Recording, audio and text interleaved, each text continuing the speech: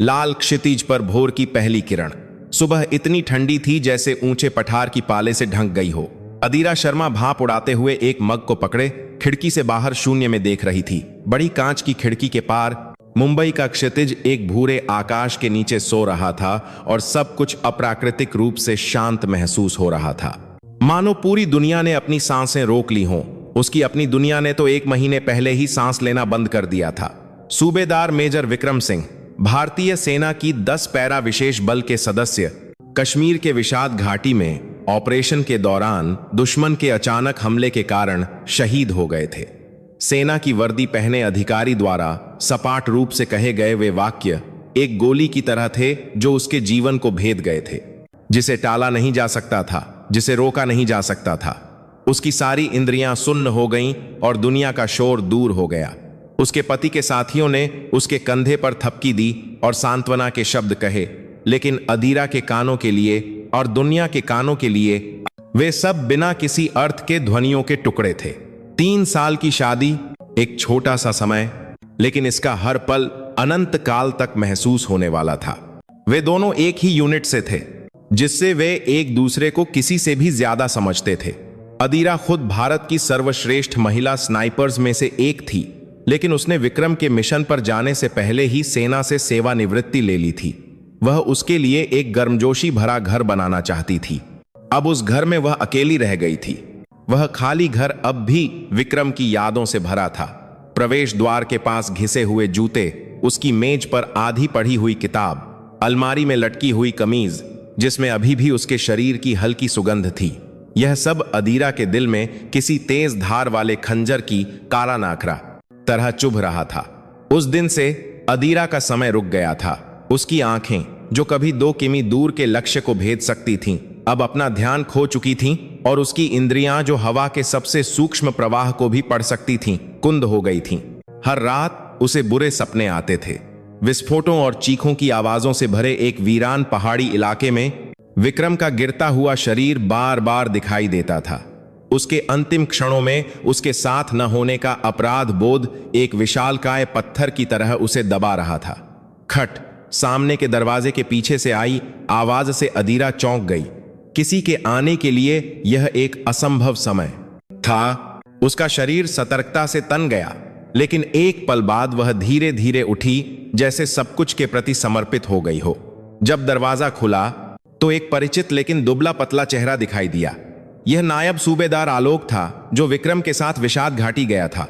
उसकी एक बांह पर पट्टी बंधी थी। अदीरा भाभी। आलोक ने सीधे उसकी आंखों में देखने की हिम्मत नहीं की और अपना सिर झुका लिया। उसके हाथ में विक्रम का एक सर्विस रैनसेल बैग था, आखिरी निशानी। अदीरा ने बिना कुछ कहे उसे अंदर आने दिया। जब वह रैनसेल लिविंग रूम की मेज पर रखा गया तो मौत की एक तीखी गंध पूरे घर में फैल गई। मुझे माफ कर दीजिए भाभी, काश मैं थोड़ा और तेज होता। आलोक की आवाज कांप रही थी। अदीरा ने अपना सिर हिलाया। वह जानती थी कि यह उसकी गलती नहीं थी। युद्ध के मैदान में काश सबसे क्रूर यातना होती है। उसने चुपचाप रैनसेल की जिप खोली। विक्रम के हाथों से छुई हुई चीजें और खून से सनी उसकी वर्दी उसकी आंखों के सामने थी। अदीरा ने अपनी सांस रोक ली। ठीक उसी क्षण उसका दिल फिर से धड़कने लगा, जिसमें नफरत और गुस्से नामक एक नया ईंधन जल रहा था। मुझे विस्तार से बताओ। उसकी आवाज बर्फ की तरह ठंडी और कठोर थी। नायब सूबेदार आलोक हिचकिचाया और फिर अंत में उसने बोलना शुरू किया। हम विषाद घाटी के बाहरी इलाके में एक टोही मिशन पर थे। अचानक गोली चलने की आवाज आई, सिर्फ एक बार। दूरी बहुत परी प्रगाढ़ है, ज्यादा थी। हमें यह भी नहीं पता था कि यह कहां से आई थी, लेकिन सूबेदार मेजर विक्रम के गिरने से ठीक पहले उन्होंने रेडियो पर एक बात कही थी। आलोक ने अपना थूक निगला। उन्होंने कहा, लाल दुपट्टा। लाल दुपट्टा? हां, वह एक असाधारण क्षमता वाला स्नाइपर है। माना जाता है कि वह उस क्षेत्र में सक्रिय एक विद्रोही समूह का सदस्य है, लेकिन वह एक भूत की तरह है। लगभग कोई नहीं जानता कि वह वास्तव में कैसा दिखता है। बस कुछ गवाहियां हैं जो मुठभेड़ स्थलों पर एक गहरे लाल रंग का दुपट्टा या स्कार्फ पहने एक स्नाइपर को देखने का उल्लेख करती हैं। विक्रम उसी की गोली से शहीद हुए। लाल दुपट्टा। अदीरा ने उस शब्द को कई बार दोहराया। पहली बार उसकी भूरी दुनिया में एक रंग था, खून की तरह गहरा और क्रूर लाल रंग। अब यही एकमात्र लक्ष्य था जिसका उसे पीछा करना था। उसने रैनसेल के अंदर से विक्रम का ठंडा पड़ा आईडी टैग निकाला और उसे अपनी मुट्ठी में भींच लिया। 3 शब्द विक्रम सिंह उसकी हथेली में चुभ गए। बदला मरे हुए को वापस नहीं ला सकता, लेकिन जो जीवित हैं उनके लिए यह आगे बढ़ने का एक कारण बन सकता है। अदीरा की आंखें, जो कभी जीवन बचाने वाले शॉट्स का सपना देखती थीं, अब केवल एक व्यक्ति पर केंद्रित हत्या के इरादे से चमक रही थीं। विक्रम के अंतिम संस्कार के बाद दुनिया फिर से घूमने लगी जैसे कुछ हुआ ही ना हो। लेकिन अदीरा की दुनिया रुकी रही, चकनाचूर हो गई। सेना से उसके इस्तीफे का पत्र स्वीकृत हो चुका था और अब वह एक नागरिक थी।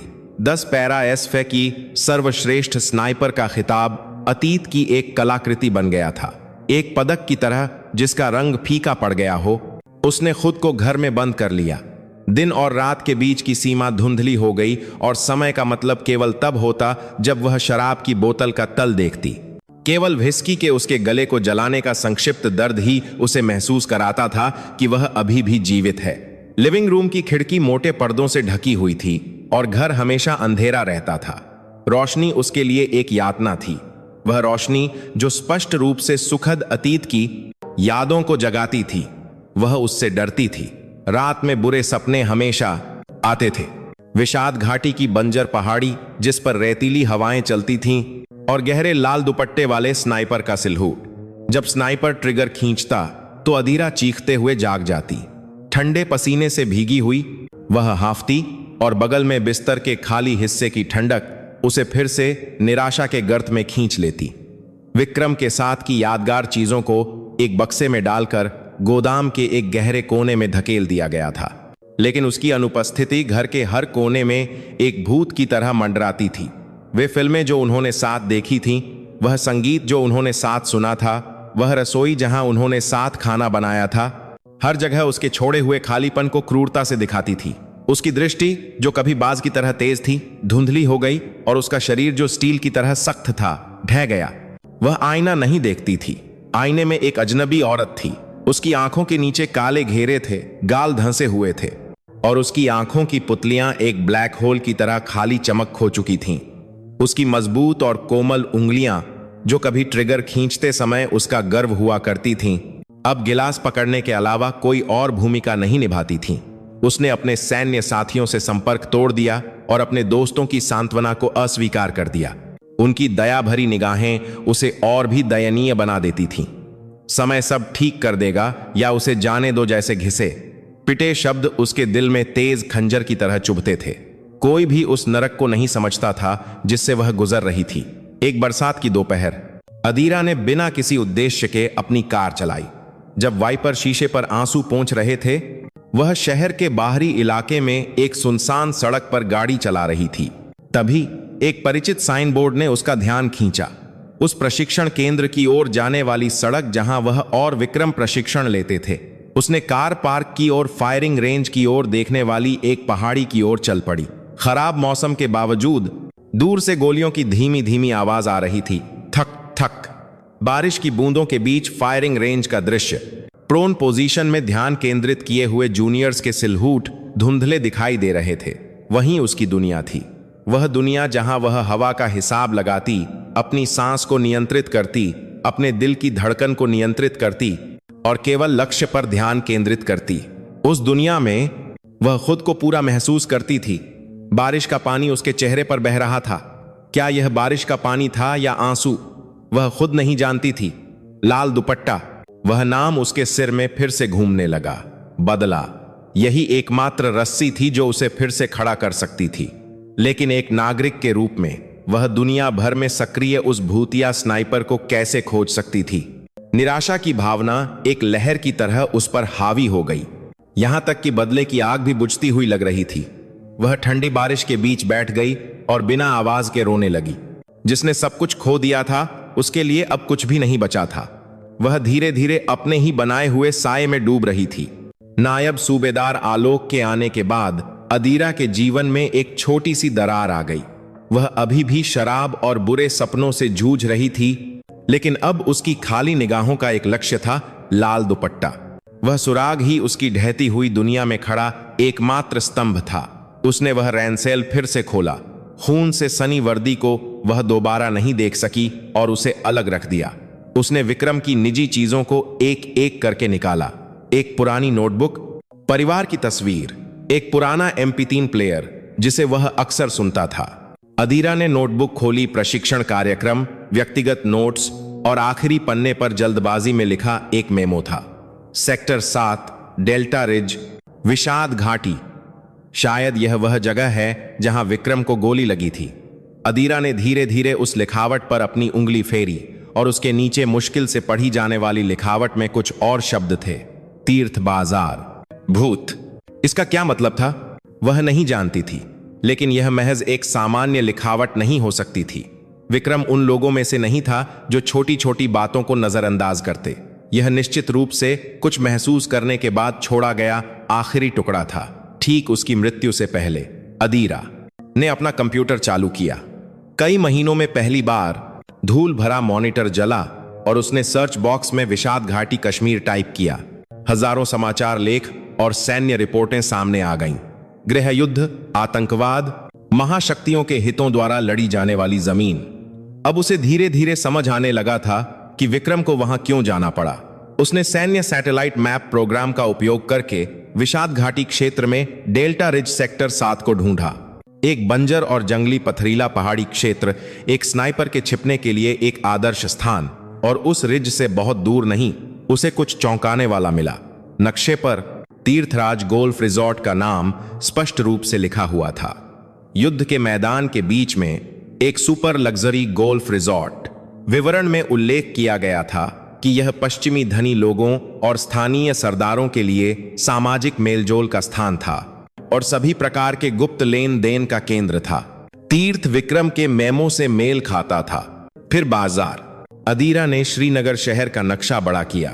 रिजॉर्ट और सैन्य अड्डे के बीच एक बड़ा पारंपरिक बाजार था जिसका नाम ग्राजी मार्केट था। हथियारों की तस्करी और सूचना के व्यापार का एक कुख्यात केंद्र। भूत, शायद यह लाल दुपट्टा को संदर्भित करता था। उसे आलोक के शब्द याद आए कि उस क्षेत्र में उस स्नाइपर को बिना किसी रूप के एक भूत की तरह माना जाता था। पहेली के टुकड़े जुड़ने लगे थे। विक्रम शायद तीर्थराज गोल्फ रिजॉर्ट से संबंधित किसी चीज की निगरानी या जांच के मिशन पर था। फिर उसने घाजी मार्केट के आसपास सक्रिय लाल दुपट्टा के अस्तित्व को महसूस किया और उसका पीछा करते समय वह खुद उसका शिकार बन गया। अदीरा ने डेटा का विश्लेषण करते हुए रात बिताई। विषाद घाटी की राजनीतिक स्थिति, प्रमुख सशस्त्र गुट से लेकर निजी सैन्य कंपनियों PMC की गतिविधियों तक जानकारी उसके दिमाग में फिर से व्यवस्थित होकर एक बड़ी तस्वीर बना रही थी। उसका वह रूप जो कभी सैन्य अभियानों की ब्रीफिंग का नेतृत्व करता था, जैसे फिर से जीवित हो गया हो। लक्ष्य निर्धारण, खुफिया जानकारी इकट्ठा करना, घुसपैठ के रास्ते का विश्लेषण, सार वही था, बस लक्ष्य एक निशाने से बदलकर एक इंसान हो गया था। कुछ दिनों बाद उसके अपार्टमेंट की घंटी फिर बजी। इस बार एक अज्ञात नंबर से फोन आया। श्रीमती अदीरा शर्मा? एक शांत और धीमी आवाज में अंग्रेजी में बात की गई। कौन? मेरा नाम रोहन सिंघानिया है, रक्षक सिक्योरिटी इंटरनेशनल से। क्या आप सूबेदार मेजर विक्रम सिंह को जानती थीं? अदीरा का दिल जैसे बैठ गया। रक्षक सिक्योरिटी इंटरनेशनल RSI उन PMC में से एक जिसकी उसने जांच की थी। दुनिया भर के संघर्ष क्षेत्रों में सबसे आक्रामक और सक्षम मानी जाने वाली निजी सैन्य कंपनी। मेरा सूबेदार विक्रम के साथ व्यक्तिगत संबंध था। अगर आपके पास थोड़ा समय है तो मैं कुछ बात करना चाहता हूं। रोहन। अदीरा ने यह नाम पहले कभी नहीं सुना था, लेकिन चूंकि उसने विक्रम का नाम लिया था इसलिए वह उसे नजरअंदाज नहीं कर सकती थी। उसकी सहज वृत्ति कह रही थी कि बदले का सुराग शायद इसके पीछे हो सकता है। मिलते हैं। इंद्री संवाद होती है, इंद्री संवाद होती है। अदीरा ने संक्षिप्त जवाब दिया।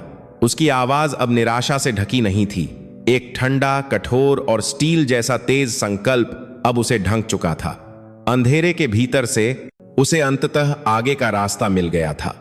उस रास्ते के अंत में जो भी उसका इंतजार कर रहा था वह उसका सामना करने के लिए तैयार थी। मिलने की जगह मुंबई के बांद्रा कुर्ला कॉम्प्लेक्स BKC में एक शांत होटल का लाउंज था। अदीरा 10 मिनट पहले पहुंची और खिड़की के पास एक सीट ले ली। उसके कपड़े साधारण थे, एक काला टर्टल नेक और पैंट, लेकिन उसकी शांत उपस्थिति जैसे आसपास के शोर से अलग थी, लोगों का ध्यान खींच रही थी।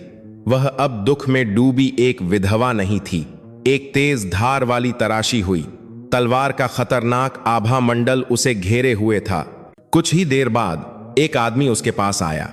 एशियाई मूल का एक आदमी, लगभग 30 के दशक के अंत में, एक सूट में करीने से कपड़े पहने और एक बौद्धिक प्रभाव छोड़ रहा था, लेकिन उसके चलने के तरीके और आसपास का अवलोकन करने वाली उसकी आंखों की नजर से एक प्रशिक्षित सैनिक के निशान स्पष्ट रूप से दिखाई दे रहे थे। श्रीमती शर्मा, मैं रोहन सिंघानिया हूं।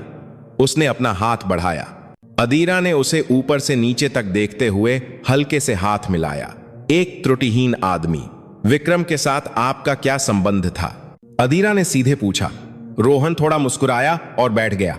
हम कुछ साल पहले एक संयुक्त अभ्यास में मिले थे। वह एक महान सैनिक और एक अच्छा दोस्त था। जब मैंने उसकी खबर सुनी तो मैं भी बहुत हैरान था। मेरी संवेदनाएं आपके साथ हैं। उसकी आंखों में कोई दिखावा नहीं था। अदीरा एक पल के लिए चुप रही, फिर बोली, आरएसआई मुझे क्यों खोज रही है? मैं ईमानदार रहूंगा। रोहन ने अपनी बैठने की स्थिति ठीक की। हमने आपके बारे में जांच की है। पैरा एसएफ की पूर्व स्नाइपर टीम सदस्य, विभिन्न निशानेबाजी प्रतियोगिताओं की विजेता। सैन्य रिकॉर्ड के अनुसार आपका सफल शॉट का रिकॉर्ड 2 किमी है। अनौपचारिक रूप से मैंने सुना है कि यह उससे भी ज्यादा है। संक्षेप में, आप सर्वश्रेष्ठ में से सर्वश्रेष्ठ हैं। अदीरा ने कोई प्रतिक्रिया नहीं दिखाई। यह सब अतीत की महिमा थी। आप निश्चित रूप से उस स्नाइपर के बारे में जानती होंगी जिसने सूबेदार विक्रम को मारा। कोड, नाम, लाल दुपट्टा। वह कोई साधारण विद्रोही नहीं है। वह एक भाड़े का स्नाइपर है जो विभिन्न गुटों के लिए काम करता है। उसकी भूत जैसी क्षमता उसे एक बड़ी समस्या बनाती है, यहां तक कि हमारे जैसे पीएमसी के लिए भी। विषाद घाटी क्षेत्र, जहां वह वर्तमान में सक्रिय है, आरएसआई का भी एक प्रमुख संचालन क्षेत्र है। रोहन की आवाज धीमी हो गई। हम उसे खत्म करना चाहते हैं, लेकिन हम हमेशा असफल रहे हैं। उससे लड़ने के लिए हमें एक विशेषज्ञ की जरूरत है जो उसके बराबर हो या उससे भी बेहतर हो। उसने सीधे अदीरा की आंखों में देखा और कहा, श्रीमती शर्मा, क्या आप हमारे साथ काम करना चाहेंगी? आरएसआई की काउंटर स्नाइपर टीम में शामिल हों। हम आपको उद्योग में सर्वश्रेष्ठ भुगतान का वादा करते हैं और सबसे महत्वपूर्ण बात, हम आपको बदला लेने का अवसर दे सकते हैं। बदला? यह शब्द अदीरा के मन में बिजली की तरह कौंधा। यह महसूस करना कि यही वह चीज थी जिसका वह इंतजार कर रही थी, साथ ही एक घृणा की भावना भी चरम पर पहुंच गई। पैसे के लिए लोगों को मारने वाले भाड़े के सैनिक विक्रम एक ऐसा व्यक्ति था जो एक सैनिक के सम्मान को अपनी जान से भी ज्यादा महत्व देता था। उसके हत्यारे को पकड़ने के लिए क्या उसे अपने पति के सम्मान को धूमिल करने वाला रास्ता चुनना चाहिए? मैं अस्वीकार करती हूं, अदीरा ने ठंड से कहा। मैं एक भाड़े की सैनिक नहीं हूं और मैं अपने पति के बदले को आपके व्यवसाय के लिए इस्तेमाल नहीं होने दूंगी। यह इस्तेमाल करना नहीं है, यह सिर्फ उद्देश्यों की समानता है। रोहन ने शांति से जारी रखा, बिना किसी आश्चर्य के। श्रीमती शर्मा, आपको यथार्थवादी होना होगा। एक नागरिक के रूप में विषाद घाटी जैसे संघर्ष क्षेत्र में प्रवेश करना और उस भूतिया स्नाइपर का शिकार करना लगभग असंभव है। अगर आप प्रवेश करने में सफल भी हो गईं, तो आपके पास कोई हथियार नहीं है, कोई जानकारी नहीं है, कोई कानूनी पहचान नहीं है। आप सिर्फ एक आसान निशाना बनेंगी। उसके शब्द एक खंजर की तरह थे जो सीधे अदीरा की कमजोरी पर चुभ गए। यही वह बात थी जो वह रात भर सोच रही थी। आरएसआई आपको यह सब प्रदान कर सकता है, उन्नत उपकरण, वास्तविक समय में सैटेलाइट जानकारी और आपकी सुरक्षा के लिए टीम के साथी। आपको केवल लाल दुपट्टा का शिकार करने पर ध्यान केंद्रित करना होगा। यह एक व्यवसाय है और साथ ही आपके लिए अपने व्यक्तिगत युद्ध को समाप्त करने का एकमात्र अवसर है। अदीरा हिल गई और गई की संभावना के हारों पर और आपके कुरार के एक वात बार के पास उसका तर्क और भावनाएं बुरी तरह टकरा रही थीं। भाड़े का सैनिक बनने की घृणा और बदला लेने की तीव्र इच्छा। रोहन उसके आंतरिक संघर्ष को देखकर अपना आखिरी पत्ता फेंका। विक्रम भी लाल दुपट्टा का पीछा कर रहा था। आपने निश्चित रूप से उसके द्वारा छोड़ा गया मेमो देखा होगा। तीर्थराज वह बड़ी तस्वीर देख रहा था। मेमो देखा के विक्रम देखा के पत्ता का पीछा कर रहा था। शायद उसने महसूस किया कि लाल दुपट्टा सिर्फ एक हथियारा नहीं था, बल्कि उसके पीछे एक बड़ा कनेक्शन था। आप सिर्फ बदला नहीं लेंगी, आप उस मिशन को पूरा करेंगी जिसे आपके पति ने शुरू किया था। उन शब्दों ने अदीरा की रक्षा को तोड़ दिया। उसके पति का अधूरा मिशन, यह एक ऐसा कारण था जिसे वह अस्वीकार नहीं कर सकती थी। उसके पास भागने के लिए कोई और जगह नहीं थी। उसने सोचा कि उसे अंधेरे में एक प्रकाश की किरण मिल गई है, लेकिन वह प्रकाश शायद एक गहरे अंधेरे में प्रवेश का द्वार था। अदीरा ने लंबे समय तक खिड़की से बाहर देखा। अंधेरा शहर को ढंकने लगा था।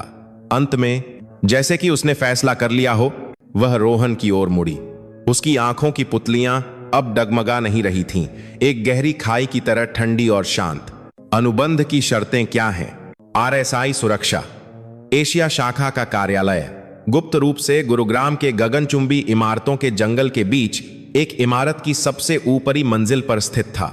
रोहन सिंघानिया के साथ अदीरा जिस कार्यालय में दाखिल हुई, वह एक सैन्य कंपनी के बजाय किसी वॉल स्ट्रीट निवेश फर्म जैसा दिखता था। बड़ी कांच की खिड़कियों के पीछे दिल्ली का रात्रि दृश्य चमक रहा था और इंटीरियर बेहतरीन सामग्रियों से सजाया गया था। वह स्थान जो युद्ध और मृत्यु को एक वस्तु के रूप में व्यापार करता था, उसका असली चेहरा इतना ठंडा और सुरुचिपूर्ण था। मेज पर मोटे अनुबंधों का एक ढेर पड़ा था। रोहन अदीरा के सामने बैठा और मुख्य खंडों की व्याख्या करना शुरू कर दिया। मूल अनुबंध की अवधि 2 वर्ष है, जिसे आपसी सहमति से बढ़ाया जा सकता है। वेतन आपके अनुभव के अनुसार उद्योग के उच्चतम स्तर पर निर्धारित किया गया है। जो राशि उसने पेश की, वह अदीरा की कल्पना से परे थी। एक ऐसी राशि जिसे वह शायद जीवन भर कभी नहीं छू पाती। लेकिन अदीरा के चेहरे पर कोई बदलाव नहीं आया। पैसा उसकी प्रेरणा नहीं थी। मुख्य कार्य विषाद घाटी में तैनात टीम के लिए काउंटर स्नाइपर मिशन और सटीक हमले का समर्थन करना है। आप काउंटर स्नाइपर टीम का हिस्सा होंगी और ऑपरेशन को अंजाम देंगी। सभी उपकरण कंपनी द्वारा नवीनतम विनिर्देशों के साथ प्रदान किए जाएंगे और व्यक्तिगत अनुकूलन की अनुमति है। रोहन ने अनुबंध के एक हिस्से पर अपनी उंगली से इशारा किया। यह सबसे महत्वपूर्ण खंड है, गोपनीयता की शपथ। अनुबंध की अवधि के दौरान और समाप्त होने के बाद भी आप आरएसआई से संबंधित किसी भी जानकारी, ऑपरेशन की सामग्री या कर्मियों को बिल्कुल भी प्रकट नहीं कर सकती हैं। उल्लंघन पर बहुत गंभीरता से कार्रवाई की जाएगी। उसकी आवाज नरम थी, लेकिन दृढ़ता से चेतावनी दे रही थी। यह सेना नहीं थी, यह एक ऐसा रिश्ता था जो अनुबंध और पैसे से बंधा था, देशभक्ति या सम्मान से नहीं। विश्वासघात का मतलब मौत हो सकता था।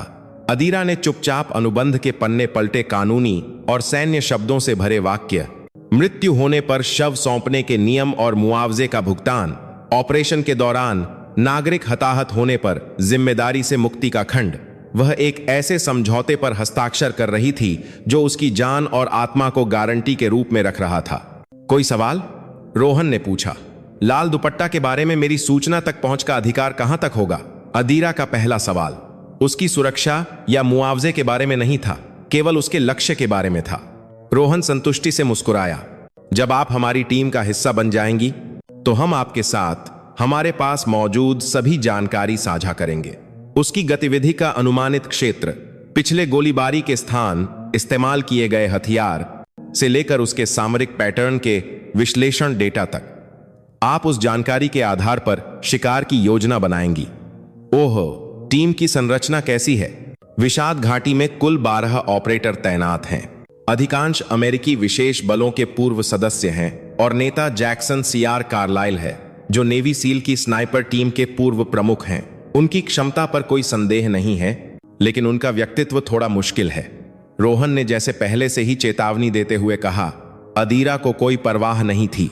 वह वहां दोस्त बनाने नहीं जा रही थी। सभी स्पष्टीकरण सुनने के बाद अदीरा ने बिना कुछ कहे एक पेन उठाया। उसने अनुबंध के आखिरी पन्ने पर हस्ताक्षर के कॉलम में अपना नाम लिखा, अदीरा शर्मा। उन 2 शब्दों को लिखने के संक्षिप्त समय में उसने अपने अतीत को पूरी तरह से अलविदा कह दिया। अदीरा एक सैनिक के रूप में, एक 3 बातों को वनहादा। अदीरा किसी की पत्नी के रूप में अब मौजूद नहीं थी। जो मौजूद थी वह केवल आरएसआई की एक भाड़े की सैनिक थी जिसका कोड नाम प्रतिध्वनि था। इको, जिसका अर्थ है वह कोड नाम रोहन ने दिया था। इसका मतलब था बिना आवाज के लक्ष्य के करीब पहुंचना, उसे खत्म करना और एक प्रतिध्वनि की तरह गायब हो जाना। अदीरा के हस्ताक्षर करने के बाद रोहन ने उसे एक नया पासपोर्ट, पहचान पत्र और हवाई जहाज का टिकट दिया। गंतव्य था राजस्थान के थार रेगिस्तान के बीच में आरएसआई की गुप्त प्रशिक्षण सुविधा। आरएसआई में आपका स्वागत है, प्रतिध्वनि। रोहन ने फिर से अपना हाथ बढ़ाया। अदीरा ने उसका हाथ थाम लिया। एक ठंडा हाथ मिलाना, एक ऐसा हाथ मिलाना जो एक ऐसे व्यवसाय की शुरुआत का प्रतीक था जिसमें खून और बारूद की गंध आती थी। होटल लौटकर अदीरा ने खिड़की के बाहर चमकते रात के दृश्य को लंबे समय तक देखा। उसने बदला लेने के लिए सब कुछ दांव पर लगा दिया था, अपना नाम, अपना अतीत और शायद अपना भविष्य भी। अब वापस जाने के लिए कोई पुल नहीं था। उसके सामने केवल विषाद घाटी के खूनी रेगिस्तान की ओर जाने वाला एक ही रास्ता था। राजस्थान के थार रेगिस्तान का सूरज एक भट्टी की तरह गर्म महसूस हो रहा था। क्षितिज तक फैले बंजर भूमि के बीच आरएसआई की प्रशिक्षण सुविधा बाहरी दुनिया से पूरी तरह से अलग एक किले की तरह थी। हेलीकॉप्टर से उतरते समय अदीरा को जो दिखाई दिया वह अत्याधुनिक सुविधाओं वाली बैरकें, एक इंडोर फायरिंग रेंज और एक विशाल प्रशिक्षण सेट था जो एक वास्तविक शहरी युद्ध क्षेत्र जैसा दिखता था।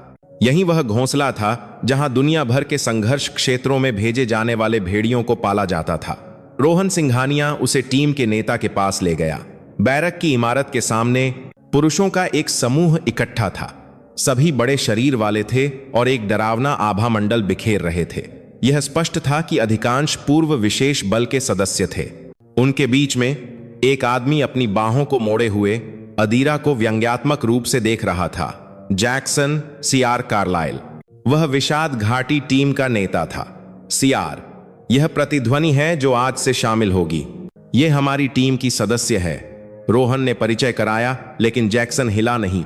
उसने अदीरा को सिर से पैर तक खुले तौर पर स्कैन किया। उसकी आंखों में सतर्कता और अपमान का मिश्रण था। रोहन, तुम मजाक कर रहे हो।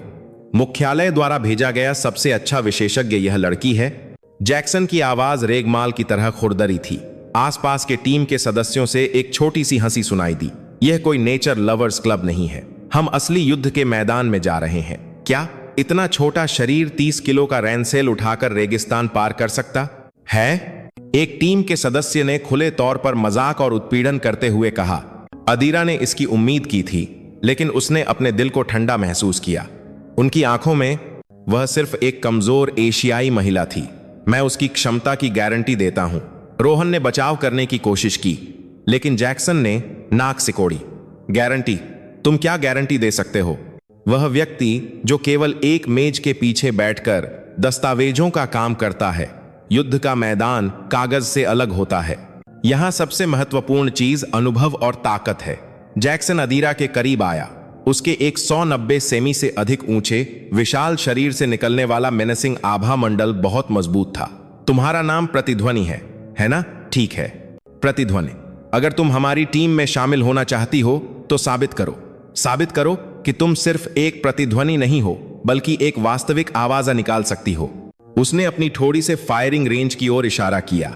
एक तरह का स्वागत समारोह। रोहन ने अदीरा को चिंता से देखा, लेकिन अदीरा ने शांति से सिर हिलाया। उसका शब्दों से बहस करने का कोई इरादा नहीं था। उसकी भाषा गोलियों की आवाज थी। इंडोर फायरिंग रेंज कान फाड़ देने वाले शोर से भरी हुई थी। टीम के सदस्यों ने जानबूझकर उसका मनोबल गिराने के लिए और भी क्रूरता से गोलीबारी की। जैक्सन ने अदीरा पर एक में 110 सेमी ऑटोमेटिक स्नाइपर राइफल फेंकी। एक 100 मीटर पर चलता हुआ लक्ष्य। 10 शॉट। अगर 8 नहीं लगे तो तुरंत अपना सामान पैक करो और घर जाओ, समझे? अदीरा ने बिना कुछ कहे राइफल उठाई। स्टील का परिचित स्पर्श और वजन। उसने कुशलता से बट की जांच की और अपने स्कोप पर 0 सेट किया। उसके शांत और पेशेवर हाथ के आंदोलनों ने पहले मजाक उड़ा रहे टीम के सदस्यों के शोर को धीरे धीरे कम कर दिया। जब तैयार हो तो गोली चलाओ, जैक्सन ने लापरवाही से कहा। अदीरा ने प्रोन पोजीशन ली। फर्श की ठंडक उसके पूरे शरीर में महसूस हुई। उसने एक गहरी सांस ली, फिर धीरे धीरे उसे बाहर निकाला। उसके दिल की धड़कन स्थिर हो गई और दुनिया का सारा शोर दूर हो गया। उसकी दुनिया में जो था वह केवल स्कोप के अंदर की क्रॉसहेयर और अनियमित रूप से चलने वाला लक्ष्य था। ठाएं, पहली गोली चलाई गई। मॉनिटर पर दिखाए गए लक्ष्य के ठीक बीच में एक छेद दिखाई दिया। ठाएं, ठाएं, ठाएं। अगली गोलियां भी चलीं। अदीरा का शरीर बिना हिले डुले झटके को सोख रहा था। उसने एक मशीन की तरह शांति और सटीकता से ट्रिगर खींचा। 10 गोलियां एक पल में खत्म हो गईं। फायरिंग रेंज में एक पल के लिए सन्नाटा छा गया। सभी की आंखें परिणाम दिखाने वाले मॉनिटर पर टिकी थीं। 10 गोलियों के छेद सभी लक्ष्य के सिर के क्षेत्र में थे और एक सिक्के के आकार के क्षेत्र में पूरी तरह से एकत्रित थे। एक ऐसा शॉट जो लगभग असंभव था, जो सामान्य मानव क्षमता से परे था। टीम के सदस्यों से धीमी प्रशंसा की आवाजें सुनाई दीं। जैक्सन के चेहरे से मजाक गायब हो गया, जिसकी जगह भ्रम और आश्चर्य ने ले ली। तुम भाग्यशाली थीं, उसने कम आंकने की कोशिश करते हुए कहा, लेकिन उसकी आवाज पहले की तरह आत्मविश्वास से भरी नहीं थी। अदीरा ने राइफल नीचे रखी और उठी। उसने सीधे जैक्सन की ओर देखा और धीरे से कहा, भाग्य भी क्षमता का एक हिस्सा है कमांडर। उसकी आवाज धीमी थी, लेकिन किसी भी गोली की आवाज से ज्यादा तेज थी। जैक्सन के अहंकार को भेदते हुए भेड़ियों के झुंड में उस नई मादा भेड़िए ने अपनी कीमत साबित कर दी थी। यह तो बस शुरुआत थी। मान्यता प्राप्त करने की लड़ाई अभी शुरू हुई थी। अदीरा की असाधारण निशानेबाजी क्षमता ने टीम के सदस्यों पर गहरा प्रभाव छोड़ा, लेकिन यह तुरंत सम्मान में नहीं बदला। उनके लिए अदीरा अब भी एक भाग्यशाली एशियाई महिला थी, और यह पूर्वाग्रह कि इंडोर फायरिंग रेंज में स्थिर लक्ष्य वास्तविक युद्ध क्षेत्र से बहुत अलग होता है, आसानी से दूर नहीं हुआ। विशेष रूप से टीम के नेता जैक्सन कार्लाइल ने हमेशा उसे परखा और हर अवसर पर उसे कम आंकने की कोशिश की। जब पूरी टीम का प्रशिक्षण शुरू हुआ तो जैक्सन ने पहला काम उच्च तीव्रता वाले संयुक्त सामरिक अभ्यास के रूप में दिया। विषाद घाटी के भूगोल की नकल करने वाले विशाल प्रशिक्षण मैदान में एक आभासी दुश्मन सेना के खिलाफ एक बंधक बचाव अभियान का अनुकरण। अदीरा ने टीम के स्नाइपर के रूप में पीछे के ऊंचे मैदान से सैनिकों का समर्थन करने की भूमिका निभाई। प्रतिध्वनि, तुम्हारी स्थिति डेल्टा पॉइंट पर है, जैक्सन ने अभ्यास शुरू होने से पहले कहा, नक्शे पर सबसे दूर और सबसे खराब दृष्टिकोण वाले स्नाइपर पॉइंट की ओर इशारा करते हुए। जब तक बाकी टीम इमारत में घुसती है, तुम्हें बाहर के सभी दुश्मन स्नाइपर्स और सहायक सैनिकों को बेअसर करना होगा। अगर एक भी बच गया तो हम सब मारे जाएंगे। याद रखना, हमारी जान तुम्हारे कंधों पर है। यह एक निर्देश था जो स्पष्ट रूप से उसे अलग थलग करने और उसे असफल बनाने का इरादा रखता था। डेल्टा पॉइंट मुख्य घुसपैठ मार्ग से बहुत दूर था, जिससे टीम के साथ संचार मुश्किल हो गया और उसकी दृष्टि कई टीलों से बाधित थी। इसलिए इसे एक आदर्श स्नाइपर स्थिति मानना मुश्किल था। सर, समझा। अदीरा ने बिना किसी बहस के अपना सामान तैयार किया। उसका मुख्य हथियार बोल्ट एक्शन सिस्टम वाली एक चेयरटैक मदो 100 स्नाइपर राइफल थी। 2 किमी से अधिक की प्रभावी रेंज वाली एक दैत्य राइफल। हथियार के अलावा उसने विभिन्न अवलोकन, संचार उपकरण, साथ ही भोजन और पानी, कुल मिलाकर लगभग 30 किलोग्राम का भार उठाया और अकेले डेल्टा पॉइंट की ओर बढ़ना शुरू कर दिया। खड़ी ढलान और जलता हुआ सूरज। उसकी ऊर्जा बहुत खर्च हो रही थी, लेकिन अदीरा चुपचाप आगे बढ़ती रही। उसकी सांसें नियमित थीं और उसके कदम सावधान थे। उसके जाने के बाद टीम के एक सदस्य ने जैक्सन से पूछा, जैक, तुम उस लड़की के साथ बहुत सख्त नहीं हो? वह पॉइंट तो अनुभवी सैनिकों के लिए भी मुश्किल है। चुप रहो। उसने खुद कहा था कि वह साबित करेगी, तो हम देखेंगे। जैक्सन ने ठंड से जवाब दिया। कुछ घंटों बाद अदीरा अंततः डेल्टा पॉइंट पर पहुंची। उसने जल्दी से एक छलावरण जाल लगाया और अपनी फायरिंग पोजीशन सुरक्षित की। उसके स्कोप से दिखने वाला प्रशिक्षण मैदान एक जटिल भूल भुलैया जैसा था, जैसा कि जैक्सन चाहता था। बहुत सारे ब्लाइंड स्पॉट थे। यह काम नहीं करेगा। अदीरा ने तुरंत एक निर्णय लिया। एक स्थिर स्थिति से वह सभी खतरों का जवाब नहीं दे सकती थी। उसने अपने रैनसेल से एक छोटा ड्रोन निकाला, आरएसआई द्वारा दिया गया नवीनतम टोही उपकरण। उसने उस ड्रोन को प्रशिक्षण मैदान के ऊपर उड़ाया, पूरे इलाके और दुश्मन की अनुमानित स्थिति की पहचान की।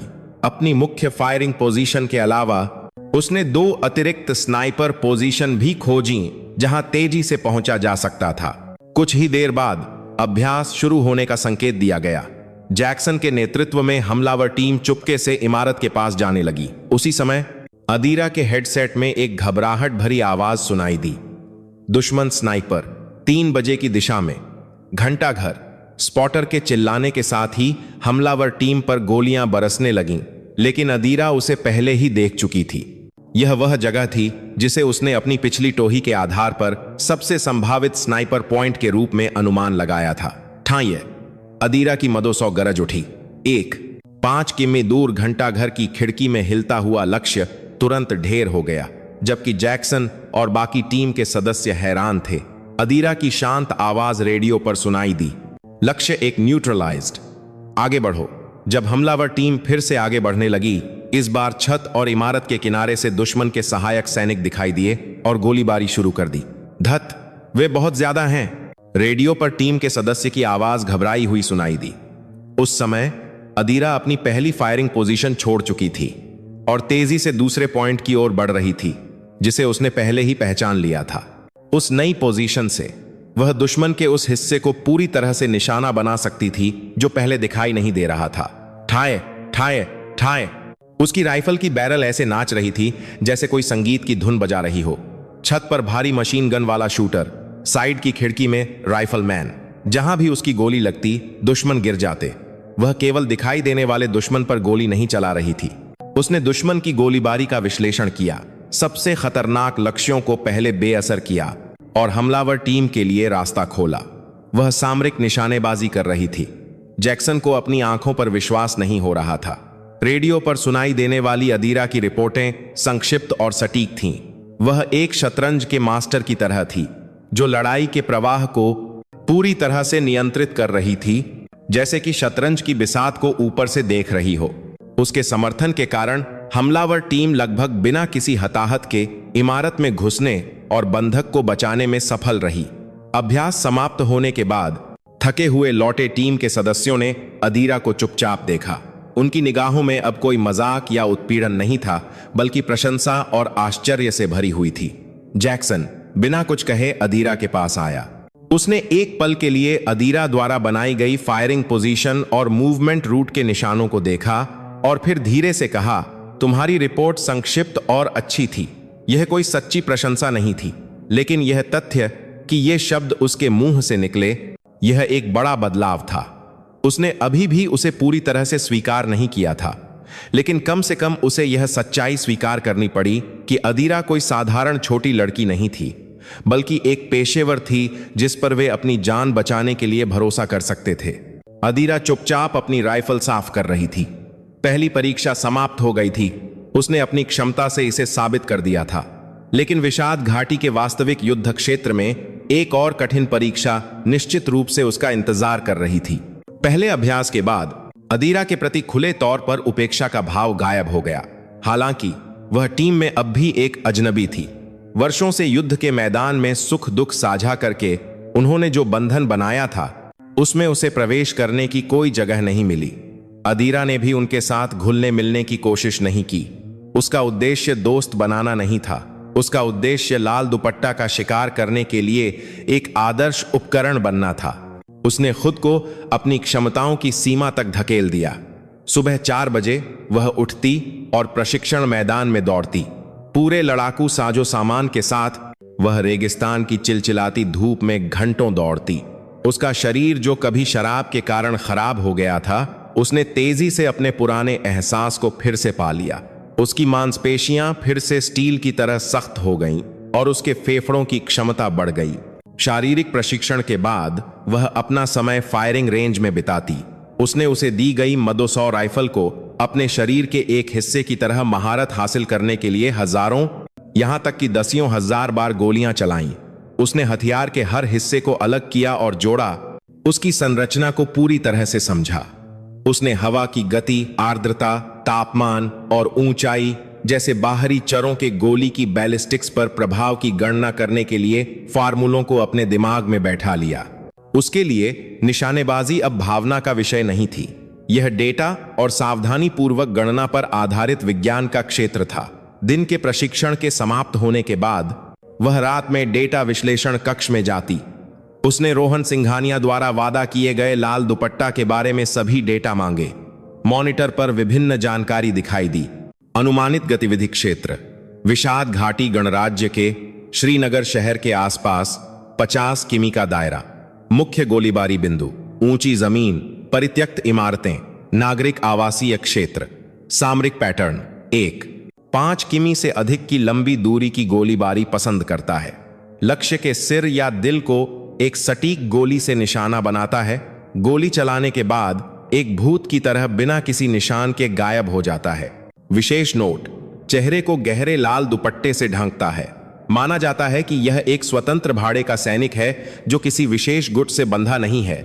सबसे ज्यादा बोली लगाने वाले के लिए काम करता है। डेटा में उसके पीड़ितों की एक सूची भी शामिल थी। उच्च पदस्थ सरकारी अधिकारी, विद्रोही नेता, पश्चिमी राजनयिक और उसके पति का नाम विक्रम सिंह। अदीरा ने उस नाम पर अपनी उंगली फेरी। उसका दिल बर्फ की तरह ठंडा महसूस हुआ। यह उसके लिए केवल एक सूचना फाइल नहीं थी, यह उसके बदले के लक्ष्य तक पहुंचने का एक रोड मैप था। उसने सैटेलाइट मैप के जरिए विषाद घाटी के भूगोल, विशेष रूप से श्रीनगर शहर को खंगाला।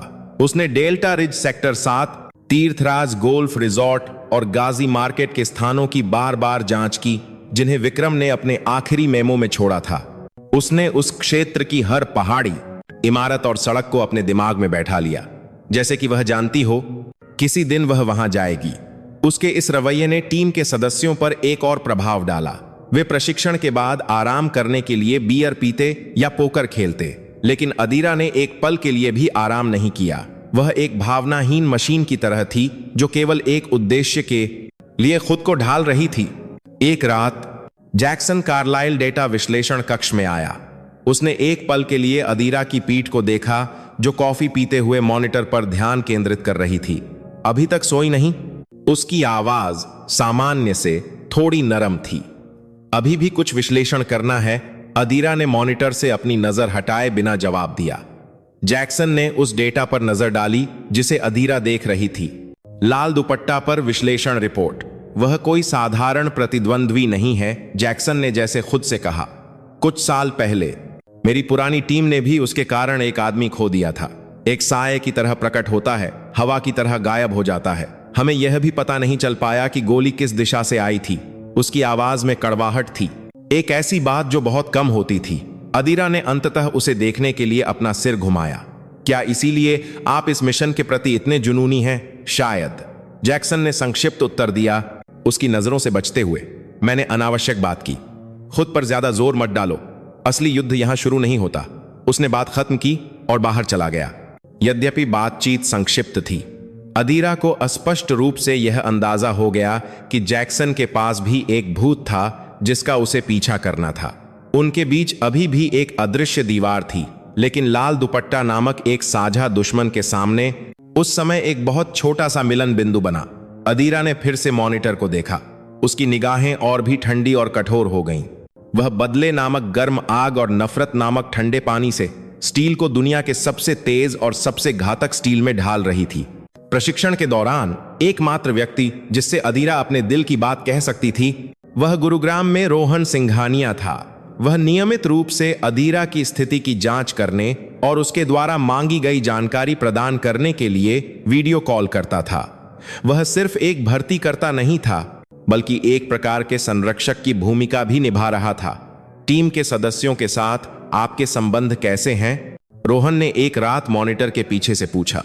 उसके चेहरे पर चिंता दिखाई दे रही थी। कोई समस्या नहीं है, मिशन के निष्पादन में बाधा न डालने के लिए पर्याप्त है, अदीरा ने हमेशा की तरह संक्षिप्त उत्तर दिया। वह अनावश्यक भावनाओं पर ऊर्जा खर्च नहीं करना चाहती थी। रोहन ने एक छोटी सांस ली। मुझे पता है कि जैक्सन आपको पसंद नहीं करता। उसे एशियाई लोगों, विशेषकर महिलाओं के प्रति थोड़ा पूर्वाग्रह है, लेकिन वह उस प्रकार का व्यक्ति है जो अंततः सक्षम व्यक्ति के सामने झुक जाएगा। इसलिए इसके बारे में ज्यादा मत सोचो। मैं नहीं सोचती। अदीरा का जवाब सच्चा था। मैं यहां दोस्त बनाने नहीं आई हूं, मेरा उद्देश्य अलग है। उसके दृढ़ रवैये को सुनकर रोहन ने अब इस मुद्दे पर चर्चा नहीं की। इसके बजाय उसने स्क्रीन पर नई जानकारी प्रदर्शित की। यह लाल दुपट्टा के बारे में अतिरिक्त जानकारी है जो आपने मांगी थी। हाल ही में उसकी गतिविधि के पैटर्न में थोड़ा बदलाव देखा गया है। स्क्रीन पर श्रीनगर शहर के आसपास का नक्शा कुछ लाल बिंदुओं के साथ दिखाई दिया। पिछले 1 महीने में उसकी सभी गोलीबारी गाजी मार्केट के आसपास केंद्रित विद्रोही गुटों के महत्वपूर्ण लोगों को निशाना बना रही है। ऐसा लगता है कि कोई उस क्षेत्र में शक्ति के नक्शे को बदलने के लिए महंगी कीमत चुका रहा है। इसके पीछे कोई मास्टरमाइंड है, सही कहा, और बहुत संभावना है कि वह मास्टरमाइंड तीर्थराज गोल्फ रिजॉर्ट से जुड़ा हुआ है। वह जगह पश्चिमी पूंजी और स्थानीय सरदारों के बीच साजिशों का अड्डा है। सूबेदार विक्रम द्वारा अपने अंतिम समय में छोड़ा गया तीर्थराज का सुराग शायद इससे अलग नहीं है। रोहन का विश्लेषण अदीरा के अनुमान के बिल्कुल समान था। लाल दुपट्टा सिर्फ एक हत्या मशीन नहीं था, बल्कि एक बड़ी साजिश के केंद्र में एक तलवार की धार थी। क्या उसके बारे में कोई और व्यक्तिगत जानकारी है, जैसे कि उसकी नागरिकता या अतीत का इतिहास? अदीरा ने पूछा। रोहन ने अपना सिर हिलाया। यही सबसे रहस्यमय हिस्सा है। उसके बारे में कुछ भी ज्ञात नहीं है। उम्र, नाम, चेहरा, सब कुछ रहस्य में डूबा हुआ है। भाड़े के सैनिकों के बीच अफवाहें हैं कि वह रूसी स्पेट्सनाज़ा का पूर्व सदस्य है या ब्रिटिश एसएएस का एक सदस्य जिसे अपमानजनक रूप से बर्खास्त कर दिया गया था। लेकिन सब कुछ केवल अटकलें हैं, इसीलिए हर कोई उसे भूत कहता है। भूत? हाँ, अदीरा ने धीरे से फुसफुसाया। एक भूत को पकड़ने के लिए उसे खुद एक भूत बनना होगा। रोहन ने अदीरा की आंखों में अटूट संकल्प पढ़ा। वह एक पल के लिए हिचकिचाया, फिर सावधानी से बोला, अदीरा, यह आरएसआई का आधिकारिक रुख नहीं है, बल्कि एक दोस्त के रूप में एक सलाह है। बदला कभी कभी एक ऐसा राक्षस बन सकता है जो किसी को निगल जाता है। सुनिश्चित करें कि आपका लक्ष्य प्राप्त करने के बाद आपका जीवन खाली न हो जाए। कृपया खुद को मत खोना। यह पहली मानवीय चिंता थी जो रोहन ने उसके प्रति दिखाई थी। अदीरा ने उसे थोड़ी हैरानी से देखा। एक बहुत छोटी सी गर्मजोशी जैसे उसके जमे हुए दिल को छू गई हो। सलाह के लिए धन्यवाद, एक संक्षिप्त जवाब, लेकिन पहले से अलग एक सूक्ष्म भावना थी। उसके और रोहन के बीच एक विश्वास और एक मौन गठबंधन बन गया जो आधिकारिक कार्य संबंध से परे था। रोहन वह व्यक्ति था जो उसके बदले के लिए उपकरण प्रदान कर रहा था, और अदीरा वह समस्या समाधान करता थी जो उसके व्यावसायिक लक्ष्यों को प्राप्त करेगी। लेकिन इसके पीछे विक्रम सिंह एक साझा कड़ी के रूप में था, और ये दोनों को केवल व्यापारिक भागीदारों से अधिक के रिश्ते में बांधता था। कॉल समाप्त होने के बाद अदीरा ने खिड़की के बाहर अंधेरे रेगिस्तान को देखा। रोहन के अंतिम शब्द उसके कानों में गूंज रहे थे, खुद को मत खोना। लेकिन वह पहले ही बहुत कुछ खो चुकी थी। क्या अब खोने के लिए कुछ बचा था? वह कड़वाहट से मुस्कुराई और अपनी नजर वापस अपनी राइफल पर ले गई। इस समय केवल यह ठंडा स्टील ही उसका एकमात्र दोस्त और उसके अस्तित्व का कारण था। राजस्थान में नरकीय प्रशिक्षण शुरू हुए 3 महीने बीत चुके थे। अदीरा पूरी तरह से बदल चुकी थी। उसका शरीर बिना चर्बी की मांसपेशियों से बना था और उसकी निगाहें एक शिकारी की तरह तेज थीं, जो हमेशा अपने अगले शिकार की तलाश में रहता था। वह अब दुख में डूबी एक विधवा नहीं थी, वह आरएसआई की सर्वश्रेष्ठ स्नाइपर प्रतिध्वनि थी। टीम के भीतर उसकी स्थिति भी बदल गई थी। अब कोई उसे कम नहीं आंकता था। दर्जनों सिमुलेशन अभ्यासों में उसने अपने मिशन को बिना किसी एक गलती के पूरी तरह से अंजाम दिया। विशेष रूप से लंबी दूरी के लक्ष्यों को खोजने और खत्म करने की उसकी क्षमता, जिसे टीम के अन्य सदस्य दूर नहीं कर सकते थे, या चालाकी से छिपे हुए दुश्मनों को खत्म करने की उसकी क्षमता ने सभी को चकित कर दिया था। वह टीम के लिए एक अनिवार्य मुख्य संपत्ति बन गई थी। जैक्सन कार्लाइल को भी उसकी क्षमता को स्वीकार करने के लिए मजबूर होना पड़ा। वह अभी भी अदीरा के प्रति ठंडा व्यवहार करता था, लेकिन ऑपरेशन ब्रीफिंग में वह पहले अदीरा की राय पूछता था। वह उसे पसंद नहीं करता था, लेकिन एक पेशेवर के रूप में उसने उस पर भरोसा करना शुरू कर दिया था। और अंततः वह दिन आ ही गया। रात के खाने के समय जब सभी टीम के सदस्य कैंटीन में इकट्ठे हुए, जैक्सन सामने आया। उसके चेहरे पर अब सामान्य की तरह चंचलता का भाव नहीं था, बल्कि गंभीरता थी। सभी सुनो। कैंटीन शांत हो गई। अभी मुख्यालय से आदेश आया है। 48 घंटों में हम अपना सामान पैक करेंगे और विषाद घाटी के लिए रवाना होंगे। हमारा बेस श्रीनगर के बाहरी इलाके में कैंप ब्रावो होगा। टीम के सदस्यों पर एक अस्पष्ट तनाव छा गया। वह क्षण जब लंबा और उबाऊ प्रशिक्षण समाप्त हो रहा था और वे अंततः वास्तविक युद्ध के मैदान में जा रहे थे, उत्साह और भय के मिश्रण से भरा था। जैक्सन ने अदीरा को देखा। विशेष रूप से तुम्हारे लिए, प्रतिध्वनि, एक खबर है जिसका तुम इंतजार कर रही थी। हाल ही में श्रीनगर में लाल दुपट्टा की गतिविधि फिर से देखी गई है। हमारा एक मुख्य लक्ष्य उसका शिकार करना है। अदीरा का दिल जोर से धड़कने लगा। अंततः वह कारण जिसके लिए उसने सभी अपमान और पीड़ा को सहन किया था, वह कारण जिसके लिए उसने खुद को स्टील में ढाला था, वह क्षण अंततः आ गया था। उसने शांत रहने के लिए बहुत कोशिश की, लेकिन वह मेज के नीचे अपनी मुट्ठी भींचने से खुद को नहीं रोक सकी। नाखूनों के उसकी हथेली में चुभने का दर्द ही उसे और भी वास्तविक महसूस करा रहा था। उस रात प्रशिक्षण शिविर व्यस्त हो गया। टीम के सदस्यों ने अपने अपने उपकरणों की जांच की, अपना निजी सामान पैक किया और प्रस्थान की तैयारियों में व्यस्त थे। कुछ लोगों ने अपने परिवारों को आखिरी बार फोन किया, जबकि अन्य चुपचाप अपने हथियारों को साफ कर रहे थे। अदीरा अपने कमरे में अकेली थी, अपनी मदो-100 राइफल की देखभाल कर रही थी। उसने ध्यान से बैरल को साफ किया, सभी बोल्ट कसे और आखिरी बार राइफल की स्थिति की जांच की। फिर उसने एक छोटा सा बक्सा निकाला जिसे उसने अपने रैनसेल के अंदर रखा था। उस बक्से में विक्रम के साथ उसकी एक पुरानी तस्वीर और उसका आईडी टैग था। उसने वह टैग निकाला और उसे पहन लिया। ठंडे धातु का स्पर्श उसके दिल के पास महसूस हुआ। विक्रम, मैं अब उस व्यक्ति को पकड़ने के लिए निकल रही हूं जिसने तुम्हारे साथ ऐसा किया। मैं वह पूरा करूंगी जो तुमने शुरू किया था। उसने तस्वीर में लगे की है। विक्रम के उज्जवल मुस्कुराते हुए चेहरे को लंबे समय तक देखा। फिर जैसे कि उसने फैसला कर लिया हो, उसने तस्वीर को वापस बक्से में डाला और उसे रैनसेल के सबसे गहरे हिस्से में रख दिया। वह अब पीछे मुड़कर नहीं देखेगी। खिड़की के बाहर अंधेरा छा गया था। कल वह इस परिचित रेगिस्तान को छोड़कर एक अजनबी रेगिस्तान की ओर जाएगी जिसमें मौत की गंध आती थी। वहां उसका क्या इंतजार कर रहा था, कोई नहीं जानता था। शायद वह उसका शिकार करने में सफल होने से पहले ही लाल दुपट्टा का निशाना बन जाएगी।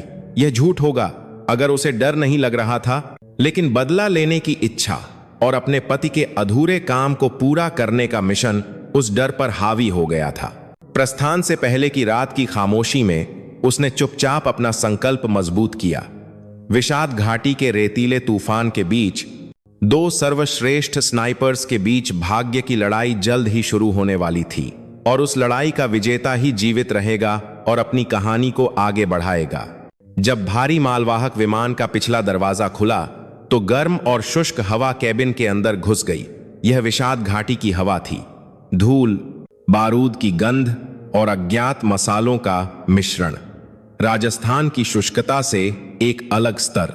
अदीरा ने अपनी आंखें सिकोड़ी और श्रीनगर के दृश्य को देखा। क्षितिज पर दिखाई देने वाला शहर भूरे और रेत के मिश्रण के रंग का था, जिसमें युद्ध के निशान हर जगह बाकी थे। उसने अंततः उस जमीन पर कदम रखा था जिसने उसके पति की जान ले ली थी। RSI का बेस कैंप ब्रावो श्रीनगर शहर के बाहरी इलाके में एक परित्यक्त कारखाने का पुनर्निर्मित रूप था। ऊंची कंक्रीट की दीवारें, कंटीले तार और हर जगह निगरानी टॉवर यह साबित कर रहे थे कि यह कोई शांतिपूर्ण जगह नहीं थी। टीम ने अपना सामान उतारा और अपनी अपनी बैरकों में फैल गए। अदीरा ने एक छोटे से कंटेनर में अपना सामान खोला जो उसका कमरा बन गया था। न्यूनतम फर्नीचर वाला एक निराशाजनक कमरा। खिड़की के बाहर केवल बंजर रेगिस्तान दिखाई दे रहा था। उसने उस दृश्य को एक पल के लिए देखा। इस रेतीले तूफान के बीच कहीं लाल दुपट्टा सांस ले रहा था। अगले दिन पहुंचने के बाद टीम को पहले मिशन के लिए नियुक्त किया गया। एक अपेक्षाकृत सरल मिशन, संयुक्त राष्ट्र की सहायता ट्रक को श्रीनगर शहर के केंद्र तक पहुंचाना। लेकिन जैक्सन ने टीम के सदस्यों को चेतावनी दी, यह कोई प्रशिक्षण मैदान नहीं है। सड़क के किनारे कूड़े के ढेर या खिड़की के पीछे की परछाई को नजरअंदाज मत करना। जब तुम लापरवाह होगे तो तुम्हारे सिर में छेद हो जाएगा। टीम को 3 बख्तरबंद वाहनों में विभाजित किया गया और कैंप से निकल गए। अदीरा ने सबसे पीछे के बख्तरबंद वाहन के ऊपरी हैच पर पोजीशन ली और एक make 110 semi automatic sniper rifle लगाई। उसकी भूमिका यात्रा के दौरान उत्पन्न होने वाले किसी भी लंबी दूरी के खतरे की पहचान करना और उसे खत्म करना था। बख्तरबंद वाहन ऊबड़ खाबड़ सड़कों पर चलने लगे। अदीरा ने अपने स्कोप से आसपास के दृश्य को स्कैन किया। टूटी फूटी इमारतें, अजनबियों को चिंता से देखने वाले स्थानीय निवासी और सड़क के कोनों पर पहरा दे रहे सशस्त्र मिलिशिया, सब कुछ तनाव के बीच एक नाजुक संतुलन में था जो कभी भी फट सकता था। तभी अदीरा की आंखों ने कुछ पकड़ा। सड़क से लगभग 800 मीटर दूर एक 5 मंजिला खाली इमारत की छत पर एक पुराने लटकते हुए पानी की टंकी के पीछे प्रकाश की एक बहुत ही धीमी चमक थी। एक फ्लैश की घटना जो तब होती है जब एक स्नाइपर का स्कोप सूरज की रोशनी को प्रतिबिंबित करता है। एक छोटी सी चमक जिसे ज्यादातर लोग नजरअंदाज कर देते, लेकिन अदीरा की आंखें नहीं। रुको! अदीरा ने तुरंत रेडियो पर चिल्लाया। वाहनों का काफिला अचानक रुक गया। क्या हुआ? प्रतिध्वनि। जैक्सन की तीखी आवाज सुनाई दी। दुश्मन स्नाइपर 2 बजे की दिशा में 800 मीटर 5 मंजिला इमारत की छत पर पानी की टंकी के पीछे। अदीरा की आवाज शांत थी, लेकिन इसकी सामग्री ने सभी टीम के सदस्यों को तनाव में डाल दिया। जैक्सन ने अपने दूरबीन से उस स्थान की जांच की, लेकिन कुछ भी नहीं देखा। तुम निश्चित हो? कहीं गलत तो नहीं देखा? मुझे यकीन है कि मैंने लेंस की चमक देखी है। धत! जैक्सन ने गाली दी। अगर अदीरा के शब्द सही थे तो वे अब एक आदर्श हत्या क्षेत्र के अंदर थे। हम क्या करें, जैक? एक टीम के सदस्य ने पूछा। सभी की आंखें जैक्सन पर टिकी थीं। वह एक पल के लिए हिचकिचाया। क्या उसे एक नई शामिल हुई? एशियाई महिला स्नाइपर की अनिश्चित रिपोर्ट के आधार पर पूरे ऑपरेशन को बदलना चाहिए या उसके निर्णय को नजरअंदाज करके आगे बढ़ना चाहिए? सभी की जान उसके फैसले पर निर्भर थी। उसने अदीरा पर भरोसा करने का फैसला किया। अल्फा टीम, वाहन को कवर के रूप में इस्तेमाल करो और सामने नजर रखो। ब्रावो टीम, मेरे पीछे आओ। हम इमारत के पीछे से उसे बेअसर करने के लिए जाएंगे। प्रतिध्वनि, तुम उसे वहीं रोके रखो। गोली चलाने की जरूरत नहीं है। यह तथ्य कि तुम उसे निशाना बना रही हो उसे हिलने की हिम्मत नहीं करने के लिए काफी है। ऑपरेशन तेजी से चला। अदीरा अपने स्कोप से पानी की टंकी के पीछे लगातार निशाना साधे रही। उसने अपनी उंगली ट्रिगर पर नहीं रखी। जैसा कि जैक्सन ने कहा था, उसका अस्तित्व ही दुश्मन के लिए सबसे बड़ा दबाव था। वह दुश्मन स्नाइपर के मनोविज्ञान को समझती थी। बिना शब्दों के यह संदेश भेजकर कि मुझे पता है तुम कहां हो, वह प्रतिद्वंद्वी की हरकतों को सीमित कर सकती थी। समय बीतता गया और अंत में जैक्सन की टीम से रेडियो पर आवाज आई कि वे इमारत की छत पर सफलतापूर्वक पहुंच गए हैं। लक्ष्य की पहचान हुई, बेअसर किया गया। कुछ ही देर बाद जैक्सन की आवाज फिर से सुनाई दी। उसकी आवाज में आश्चर्य का भाव था।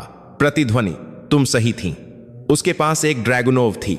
आज हम में से कोई एक घर नहीं लौट पाता। वाहनों का काफिला फिर से चलने लगा। टीम के सदस्यों ने अब और कुछ नहीं कहा, लेकिन बख्तरबंद वाहन के ऊपर बैठी अदीरा पर उनकी निगाहें पूरी तरह से बदल गई थीं। वह न केवल अच्छी निशानेबाज थी, बल्कि उसके पास लड़ाई के प्रवाह को पढ़ने और एक जानवर जैसी सहज वृत्ति की आंखें भी थीं। अदीरा चुपचाप आगे देखती रही। यह विषाद घाटी के रेगिस्तान से पहला अभिवादन था, एक क्रूर बपतिस्मा की तरह, और उसने इसे पूरी तरह से पार कर लिया था। असली शिकार अभी शुरू नहीं हुआ था, लेकिन उसने साबित कर दिया था कि वह इस नरक भूमि के शिकारियों में से एक बनने के योग्य थी।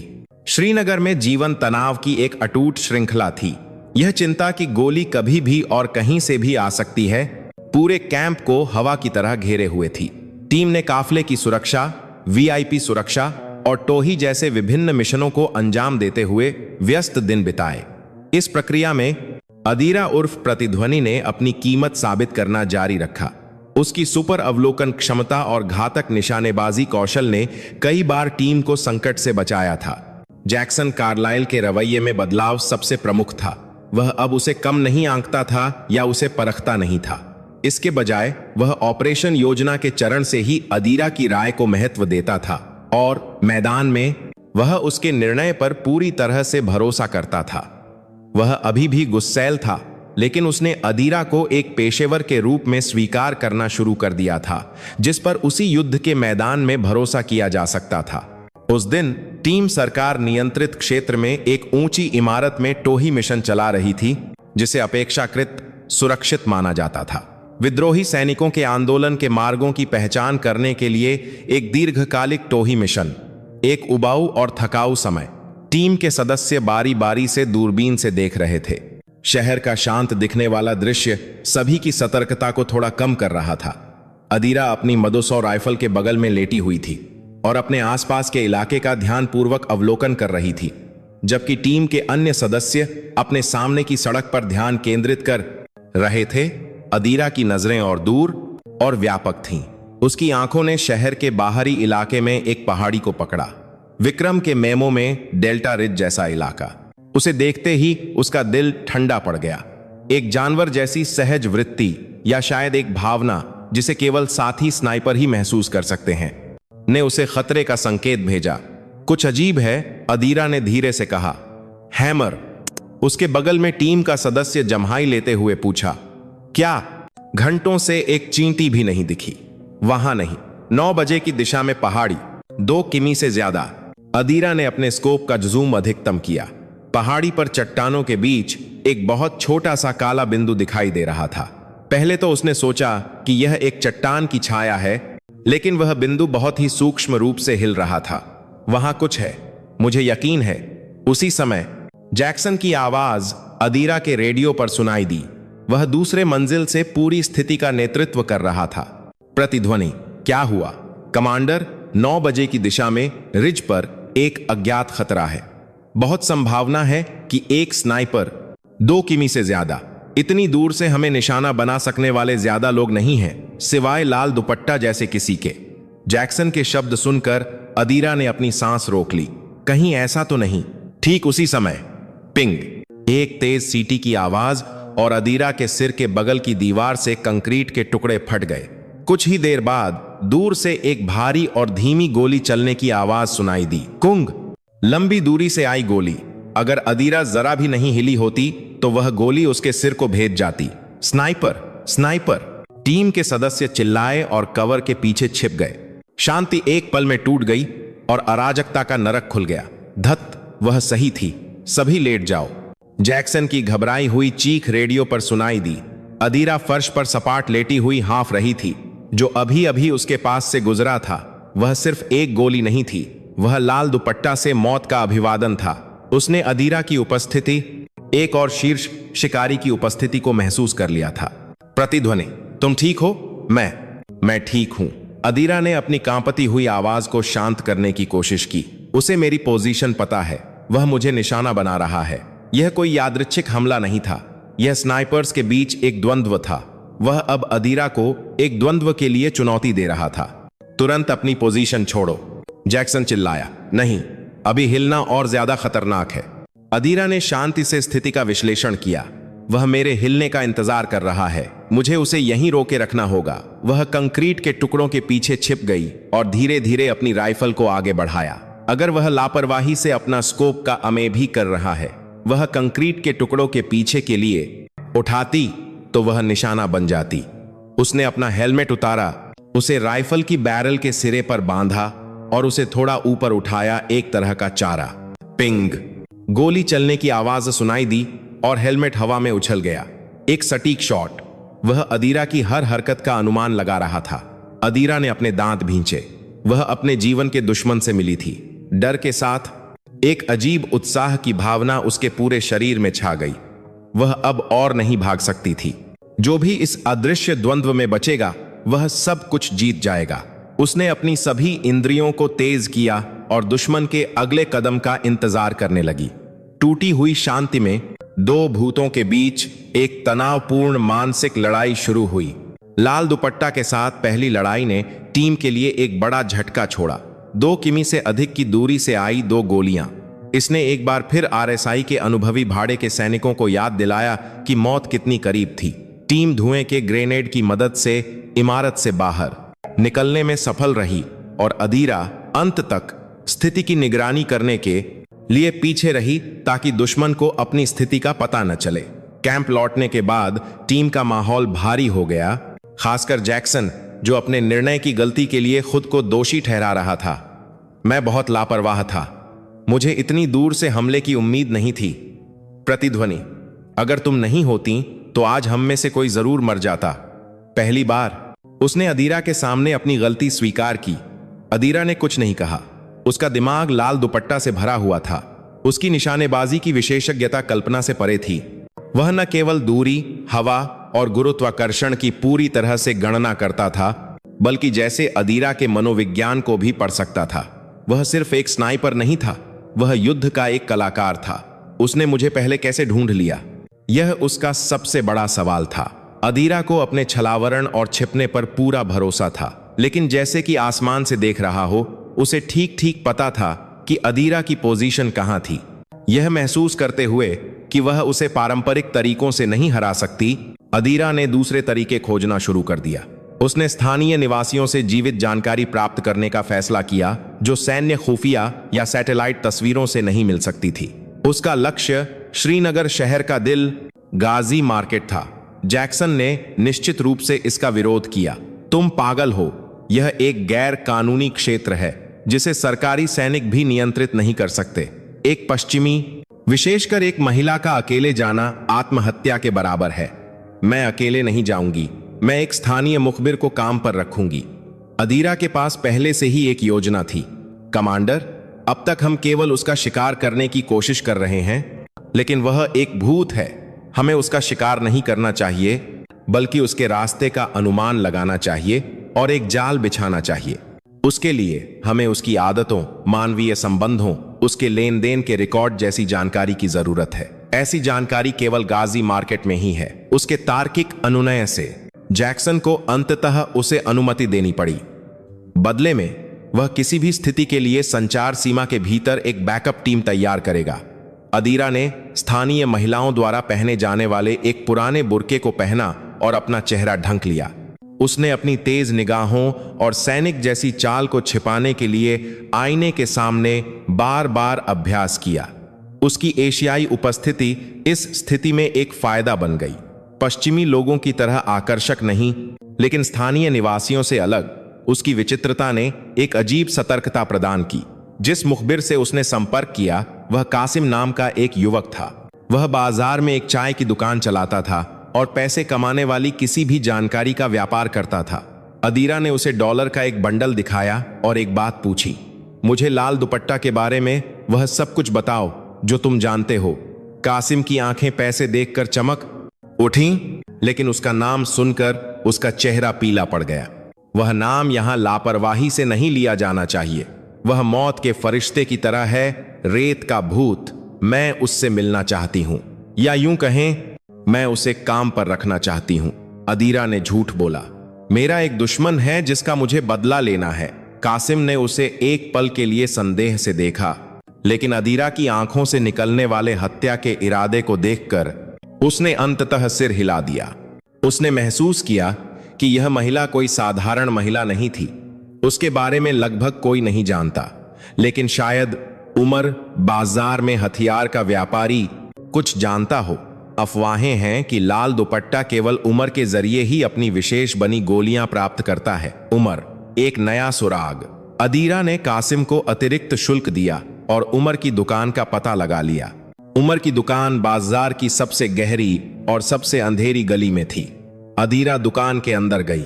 दीवारों पर विभिन्न प्रकार के हथियार और विस्फोटक प्रदर्शित थे। दुकान का मालिक उमर एक बड़ी शरीर वाला मध्यम आयु वर्ग का व्यक्ति था, जिसकी एक आंख पर घाव का निशान था और उसका रूप भयंकर था। अदीरा ने मदोसौ राइफल के लिए कुछ बक्से गोला बारूद का ऑर्डर देकर उसे उकसाने की कोशिश की।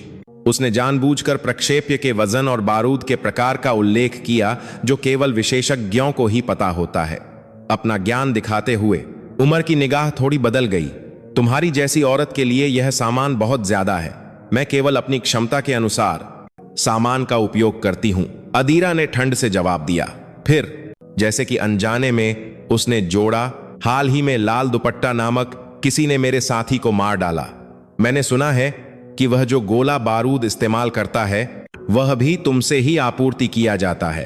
क्या उसके पास से बेहतर कोई गोला बारूद नहीं है? उस समय उमर की निगाहें बर्फ की तरह ठंडी हो गईं। उसने जवाब नहीं दिया, बल्कि मेज के नीचे से एक पिस्तौल निकाली और उसे अदीरा पर तान दिया। अभी यहां से निकल जाओ। उस नाम का फिर कभी उल्लेख मत करना, नहीं तो तुम इस बाजार में रेत का एक दाना बनकर गायब हो जाओगी। अदीरा उस घातक खतरे के सामने जरा भी नहीं हिली। उसे वह मिल गया था जो वह चाहती थी। उमर की प्रतिक्रिया इस बात का सबसे निश्चित प्रमाण थी कि उसका लाल दुपट्टा के साथ गहरा संबंध था और उसके एक बात बाज के चाहना था। जरिए अदीरा के अस्तित्व की खबर लाल दुपट्टा के कानों तक पहुंचेगी। उसने जानबूझकर उस भूत को बाहर निकालने के लिए चारा उकसाया था। बाजार से बाहर निकलकर अदीरा अपने बुर्के के पीछे थोड़ा मुस्कुराई। रेत धीरे धीरे फुसफुसा रही थी, भूत के निशान और जल्द ही आने वाले खून के तूफान की उसका जाल अभी अभी बिछाया गया था। गाजी मार्केट में उकसावे के कुछ दिनों बाद कुछ नहीं हुआ। श्रीनगर तूफान से पहले की तरह शांत महसूस हो रहा था। अदीरा की साहसी कार्रवाई ने टीम के भीतर एक तीखी बहस छेड़ दी। कुछ टीम के सदस्यों ने उस पर पूरी टीम को खतरे में डालने का आरोप लगाया, लेकिन जैक्सन ने आश्चर्यजनक रूप से उसका बचाव किया। जल्दी या बाद में हमें उसका सामना करना ही होगा, छिपने से कुछ हल नहीं होगा। प्रतिध्वनि ने खेल की बिसात को हिला दिया है। अब उसके पास हिलने के अलावा कोई चारा नहीं है। उसके शब्दों में अदीरा के तरीके के प्रति समझ और विश्वास था। उस रात अदीरा और जैक्सन कैंप के बाहरी इलाके में निगरानी चौकी पर एक साथ रात की ड्यूटी पर थे। एक अजीब खामोशी उन्हें घेरे हुए थी। दूर श्रीनगर शहर की धुंधली रोशनी दिखाई दे रही थी और रात का रेगिस्तान केवल ठंडी हवा की आवाज से भरा था। जैक्सन ने सबसे पहले चुप्पी तोड़ी। तुम उसके प्रति इतनी जुनूनी क्यों हो? उसने स्पष्ट रूप से अदीरा के पति के बारे में कहानी सुनी थी, लेकिन यह पहली बार था जब उसने सीधे पूछा। अदीरा एक पल के लिए हिचकिचाई, फिर शांति से जवाब दिया, क्योंकि उसने मेरे पति को मारा। उसने मुझसे सब कुछ छीन लिया। उसकी आवाज सूखी थी, लेकिन उसमें एक गहरा दुख था। जैक्सन लंबे समय तक चुप रहा। उसने अपने हाथ में राइफल को देखा और धीमी आवाज में अपनी कहानी सुनाना शुरू कर दिया। मैंने भी उसके कारण कुछ खोया है। अदीरा हैरान हुई और उसके साइड प्रोफाइल को देखा। वह हमेशा एक मजबूत और अदीराकार, त्रुटिहीन पक्ष दिखाता था, इसीलिए उसके मुंह से निकला। खोया शब्द अजीब लग रहा था। यह तब हुआ जब मैं आरएसआई में शामिल होने से पहले नेवी सील में था, अफगानिस्तान में। मैं कोडी, मेरे पार्टनर और सबसे अच्छे दोस्त के साथ एक टोही मिशन पर था। वह मेरा स्पॉटर था। मेरी आंखें और वह व्यक्ति जो मेरी पीठ की रक्षा करता था, उसकी आवाज थोड़ी कांप रही थी। वह दिन एक सामान्य दिन की तरह था। एक उबाऊ टोही। अचानक कोडी मेरे बगल में गिरती गया बिना चीखने का मौका मिले। सब कुछ इतनी तेजी से हुआ, मैं कुछ नहीं कर सका। केवल एक गोली। मुझे यह भी नहीं पता था कि यह कहां से आई थी। रिपोर्ट पढ़ने के बाद ही मुझे पता चला कि उस क्षेत्र में लाल दुपट्टा के समान कार्य प्रणाली के साथ एक गोलीबारी हुई थी। वह व्यंग्यात्मक रूप से मुस्कुराया। हम खुद को सर्वश्रेष्ठ स्नाइपर टीम होने पर गर्व करते थे, लेकिन हमने दुश्मन की परछाई देखे बिना ही एक दोस्त खो दिया। मैं उसकी रक्षा नहीं कर सका। उस अपराध बोध के कारण मैंने अपनी वर्दी उतार दी और बदले की पूंजी के साथ मैं भाड़े के सैनिकों की इस नरक दुनिया में कूद गया। शायद तुम और मैं एक ही भूत द्वारा पीछा किए जा रहे हैं। जैक्सन सीआर कार्लाइल, उसके व्यक्तित्व के पीछे जो हमेशा टीम के सदस्यों पर दबाव डालता था और पूर्णता की मांग करता था, अपने सबसे अच्छे दोस्त की रक्षा न कर पाने के गहरे अपराध बोध का एक घाव और एक जलता हुआ बदला छिपा था। उसका कठोर स्वभाव शायद फिर से असफलता का अनुभव न करने के उसके डर की अभिव्यक्ति थी। अदीरा ने उसके कबूलनामे पर सांत्वना के कोई शब्द नहीं कहे। वह केवल चुपचाप सुनती रही, क्योंकि वह किसी से भी ज्यादा उसके नुकसान और अपराध बोध के वजह को समझती थी कि कोई भी शब्द घाव को ठीक नहीं कर सकता। उस रात उन दोनों को अलग करने वाली आखिरी दीवार ढह गई। वे अब केवल कमांडर और टीम के सदस्य नहीं थे। वे एक ही घाव को साझा करने वाले और एक ही दुश्मन का पीछा करने वाले साथी बन गए। यद्यपि उनकी नागरिकता, लिंग और अतीत अलग अलग थे, लाल दुपट्टा के नाम के तहत वे एकजुट हो गए। मैं उसे अपने हाथों से जरूर पकड़ूंगी, अदीरा ने धीरे से कहा। यह जैक्सन से एक वादा था और खुद से एक शपथ। जैक्सन ने सिर हिलाया। उसकी निगाहों में अब अदीरा के प्रति कोई संदेह नहीं था, बल्कि एक गहरा विश्वास और दोस्ती की भावना थी। अंधेरे रेगिस्तान में निगरानी चौकी के ऊपर दो अकेले भेड़िए अंततः अपने घावों के साथ एक दूसरे का सामना कर चुके थे और एक साथ दहाड़ने के लिए तैयार थे। कुछ दिनों बाद कैंप ब्रावो में एक आपातकालीन आदेश आया। विषाद घाटी के बाहरी इलाके में तीर्थराज गोल्फ रिजॉर्ट में मराडूनिया सरकार और एक पश्चिमी गठबंधन के प्रतिनिधिमंडल के बीच एक गुप्त शांति बैठक आयोजित की जाएगी और आरएसआई को इसकी सुरक्षा का काम सौंपा गया था। तीर्थराज गोल्फ रिजॉर्ट। उस नाम को सुनकर अदीरा और जैक्सन ने एक दूसरे को देखा। विक्रम द्वारा छोड़ा गया आखिरी सुराग और वह स्थान जिसे लाल दुपट्टा के संचालन के आधार के रूप में संदेह था। यह कोई संयोग नहीं था, यह एक संकेत था कि गाजी मार्केट में अदीरा द्वारा फेंका गया चारा अंततः खा लिया गया था। ब्रीफिंग रूम में माहौल सामान्य से ज्यादा तनावपूर्ण था।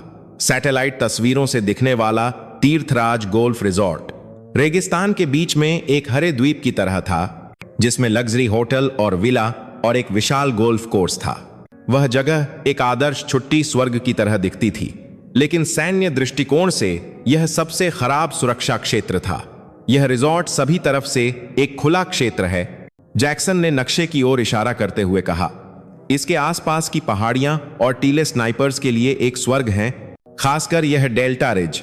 जिस स्थान पर उसने इशारा किया वह स्थान था जहां विक्रम को गोली लगी थी। सिंगेलन लुद्ध। लाल दुपट्टा के प्रकट होने की संभावना 99% से अधिक है। इस बैठक में प्रमुख लोगों में से एक खालिद है, एक विद्रोही नेता जो कभी उसका निशाना भी था। वह निश्चित रूप से खालिद को निशाना बनाएगा, जैक्सन ने जारी रखा, लेकिन असली लक्ष्य अलग हो सकता है।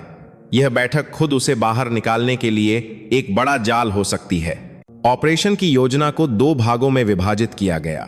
जैक्सन के नेतृत्व में मुख्य टीम रिजॉर्ट के अंदर वीआईपी की नजदीकी सुरक्षा करेगी, जबकि अदीरा कुछ सहायक कर्मियों के साथ लाल दुपट्टा को खोजने और खत्म करने के लिए बाहर के सबसे संभावित स्नाइपर बिंदुओं में पहले से घुसपैठ करेगी। स्नाइपर का शिकार सबसे अच्छा स्नाइपर को ही सौंपा जाता है। प्रतिध्वनि। इस बार तुम मैदान में नेतृत्व करोगी, जैक्सन ने अदीरा से कहा। सब कुछ तुम्हारे निर्णय पर निर्भर करता है। तुम्हें जो भी चाहिए होगा मैं उसका समर्थन करूंगा। अदीरा ने सिर हिलाया। उसका दिमाग पहले ही सैकड़ों, यहां तक कि हजारों परिदृश्यों को चित्रित कर चुका था। उसने एक इष्टतम स्नाइपर बिंदु खोजने के लिए रिजॉर्ट के आसपास के हर इलाके, ऊंचाई और अनुमानित हवा की दिशा का विश्लेषण किया। लेकिन लाल दुपट्टा निश्चित रूप से वही सोच रहा होगा। यह एक दिमागी लड़ाई थी, एक लड़ाई कौन प्रतिद्वंद्वी के कदम को पहले पड़ता है और एक जाल बिछाता है। अदीरा ने डेल्टा रिज को अपने मुख्य स्नाइपर बिंदु के रूप में नहीं चुना। वह जगह बहुत स्पष्ट थी, इसीलिए यह एक जाल बन सकती थी। इसके बजाय उसने सामने एक अनाम चट्टानी पहाड़ी को चुना जो डेल्टा रिज को स्पष्ट रूप से देख सकती थी और साथ ही रिजॉर्ट के अन्य मुख्य पहुंच मार्गों की भी निगरानी कर सकती थी। एक आश्चर्यजनक विकल्प। प्रस्थान से एक रात पहले अदीरा अकेली अपनी राइफल साफ कर रही थी। उसने ध्यान से हर एक गोली को साफ किया, उस बदले के वजन को तौलते हुए जिसे वह ले जाएगी। यह उसके लिए सिर्फ एक मिशन नहीं था, यह एक अंतिम लड़ाई थी जो शायद उसके पति की मृत्यु से शुरू हुई उसकी लंबी यात्रा का अंतिम बिंदु बन सकती थी। उसने अपनी गर्दन में लटके विक्रम के आईडी टैग को छुआ। मुझे देखो विक्रम, मैं लगभग पहुंच गई हूं।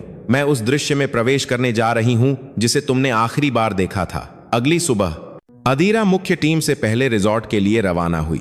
केवल एक स्पॉटर, स्पेक्टर और एक संचार अधिकारी सायरन के साथ। तीनों ने पूरे छलावरण के साथ अपने घात स्थल की ओर कई घंटों तक सावधानी से आगे बढ़े। चट्टानों के बीच छिपने और एक छलावरण जाल लगाने के बाद वे रेगिस्तान के साथ विलीन हो गए, खुद को पूरी तरह से छिपाते हुए। दूरबीन से दिखने वाला तीर्थराज गोल्फ रिजॉर्ट बहुत शांत लग रहा था। हरी घास, ताड़ के पेड़, कृत्रिम झील, जैसे किसी दूसरी दुनिया का दृश्य। लेकिन अदीरा जानती थी कि इस खूबसूरत दृश्य के पीछे मौत का साया घनीभूत रूप से मंडरा रहा था। उसने अपनी मदोस और राइफल लगाई और डेल्टा रिज सहित अपने आसपास के सभी ऊंचे मैदानों को स्कैन करना शुरू कर दिया। एक तनावपूर्ण प्रतीक्षा का समय शुरू हुआ। उसका दिल ठंडा महसूस हुआ, लेकिन उसकी सभी इंद्रियां एक तलवार की धार की तरह तेज थीं। भाग्य के स्थान पर वह अंततः उस भूत का सामना करने के लिए तैयार थी।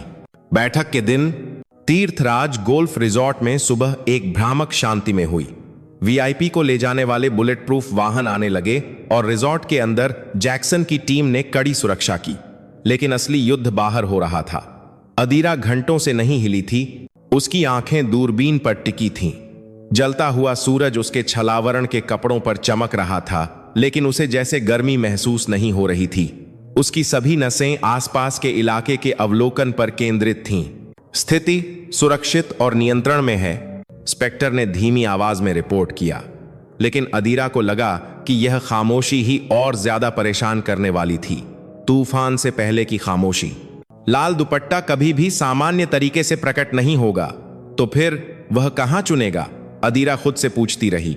उसने खुद को लाल दुपट्टा होने की कल्पना की, वह स्थान जो सबसे कुशल, सबसे सुरक्षित हो और एक सबसे घातक गोली चला सके। डेल्टा रिज नहीं, जिसे हर कोई अनुमान लगा रहा था, वह बहुत स्पष्ट था। उसकी नजर गोल्फ रिजॉर्ट के मैदान पर गई। 18 होल, दर्जनों बंकर, कृत्रिम झीलें और घने पेड़। क्या होगा अगर स्नाइपर बाहर के ऊंचे मैदानों के बजाय रिजॉर्ट के अंदर घुसपैठ कर ले? स्पेक्टर, गोल्फ कोर्स के 8वें होल के आसपास के क्षेत्र को स्कैन करो, खासकर वाटर हैजर्ड के पास के सरखंडों के जंगल को। 8वां होल, क्या वह वीआईपी आवास के बहुत करीब नहीं है? खतरनाक है। ठीक इसीलिए यह और ज्यादा खतरनाक है।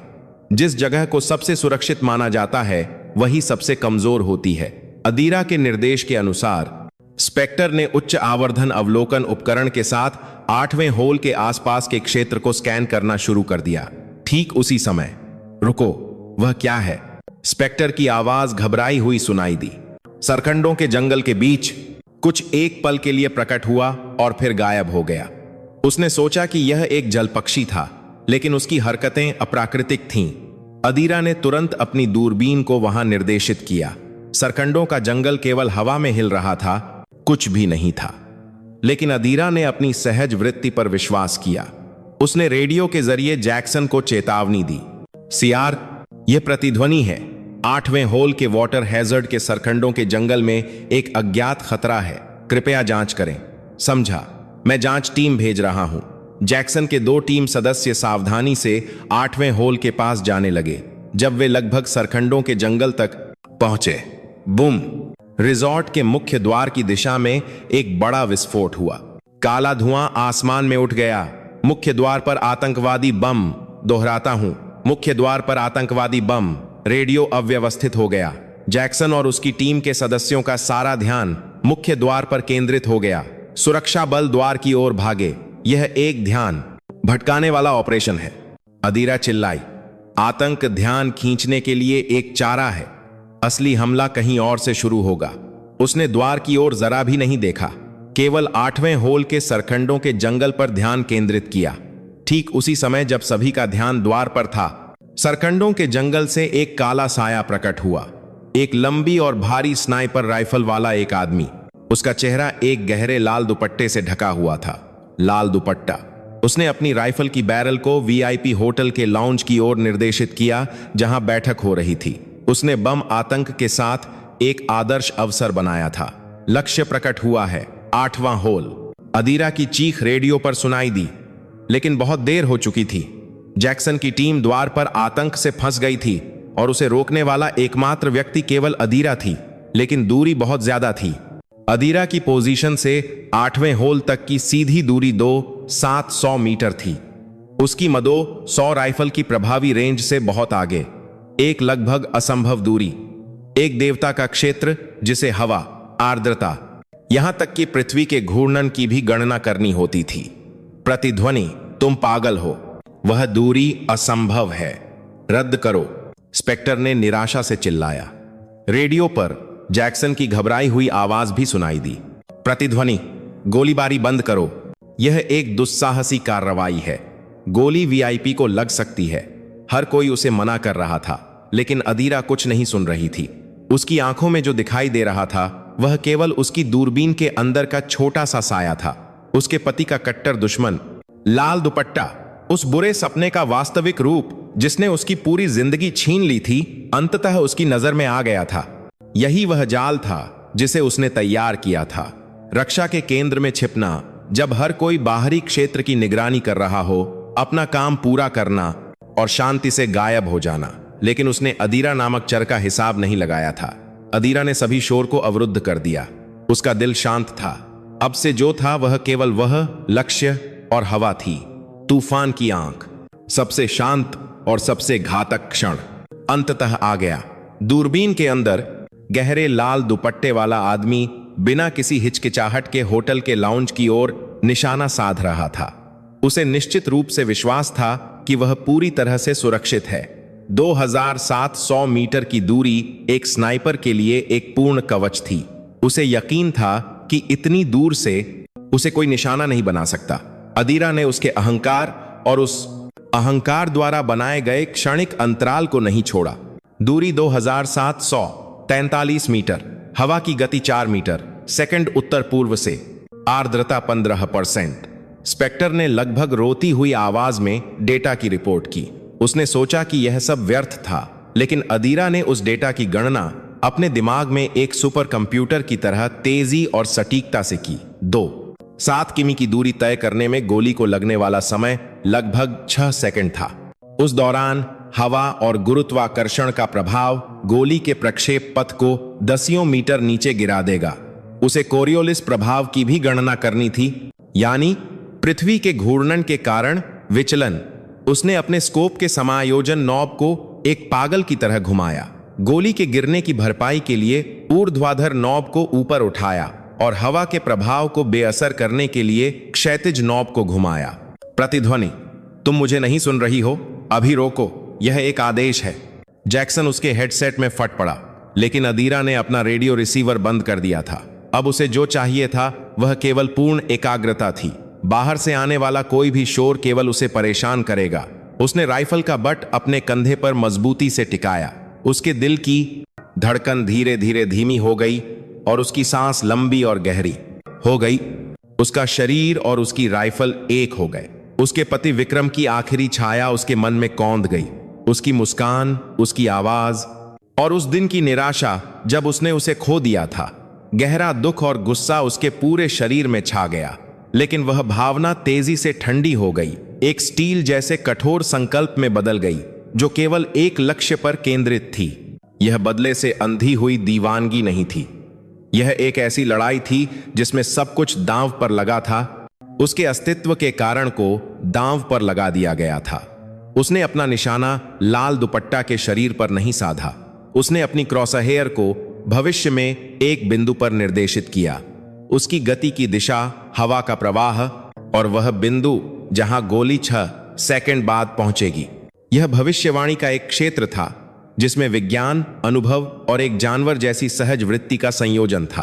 अपनी सारी सांस बाहर निकालने के बाद, उस क्षण जब उसका दिल धड़कना बंद हो गया, दुनिया रुक गई। उसने धीरे से ट्रिगर खींचा। क्लिक। प्राइमर पर टकराने वाले फायरिंग पिन की धीमी आवाज और कुछ ही देर बाद कुंग, एक जोरदार विस्फोट की आवाज और मदोसौ राइफल ने उसके कंधे को एक बड़े झटके से धकेल दिया। गोली ने एक सफेद धुएं का निशान छोड़ा, बैरल से निकली और दूर आकाश में गायब हो गई, एक अदृश्य प्रक्षेप पथ खींचते हुए। गोली चलाने के बाद अदीरा ने अपनी नजर दूरबीन से नहीं हटाई।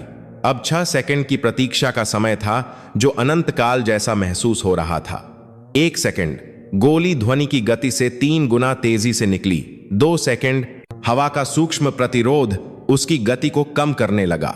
3 सेकंड, हवा ने गोली के प्रक्षेप पथ को किनारे धकेल दिया। 4 सेकंड, गोली अपने चरम पर पहुंची और एक भयानक गति से नीचे की ओर गोता लगाने लगी।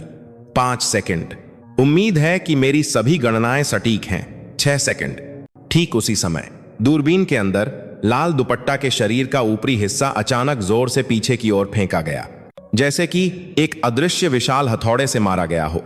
बिना किसी एक हरकत के वह पीछे की ओर गिरा और सरकंडों के जंगल में गायब हो गया। सटीक निशाना, सन्नाटा। अदीरा के आसपास कोई आवाज नहीं थी। स्पेक्टर अपनी दूरबीन को घूरते हुए दंग रह गया और संचार अधिकारी सायरन ने एक खाली चेहरा बना लिया। रेडियो के दूसरी तरफ जैक्सन की टीम भी भ्रमित थी कि क्या हुआ है। अदीरा ने धीरे धीरे अपने हाथ राइफल से हटाए और हाँफने लगी। जब उसके पूरे शरीर का तनाव कम हुआ तो एक जबरदस्त थकान ने उस पर हमला कर दिया। उसने उस लाल भूत को खत्म कर दिया था, अपने बुरे सपने को, अपने हाथों से। अदीरा की गोली चलने के बाद युद्ध के मैदान में एक अजीब खामोशी छा गई। गेट पर आतंकवादी बम के कारण हुई अराजकता, होटल की ओर निर्देशित खतरा, सब कुछ जादू की तरह गायब हो गया। केवल रेगिस्तान की हवा की सरसराहट कानों में गूंज रही थी। प्रतिध्वनि, जैक्सन की आवाज रेडियो पर सावधानी से सुनाई दी। उसे बिल्कुल समझ नहीं आ रहा था कि क्या हुआ था। लक्ष्य न्यूट्रलाइज्ड। अदीरा की आवाज खुरदरी थी। उसके बगल में इंस्पेक्टर अंततः होश में आया और माइक्रोफोन उठाया। उसकी आवाज उत्साह और प्रशंसा से कांप रही थी। सीआर, विश्वास नहीं हो रहा, प्रतिध्वनि ने कर दिखाया। उसने उसे 2-700 मीटर की दूरी से मारा। इंस्पेक्टर की चीख सुनकर रेडियो नेटवर्क एक पल के लिए शांत हो गया।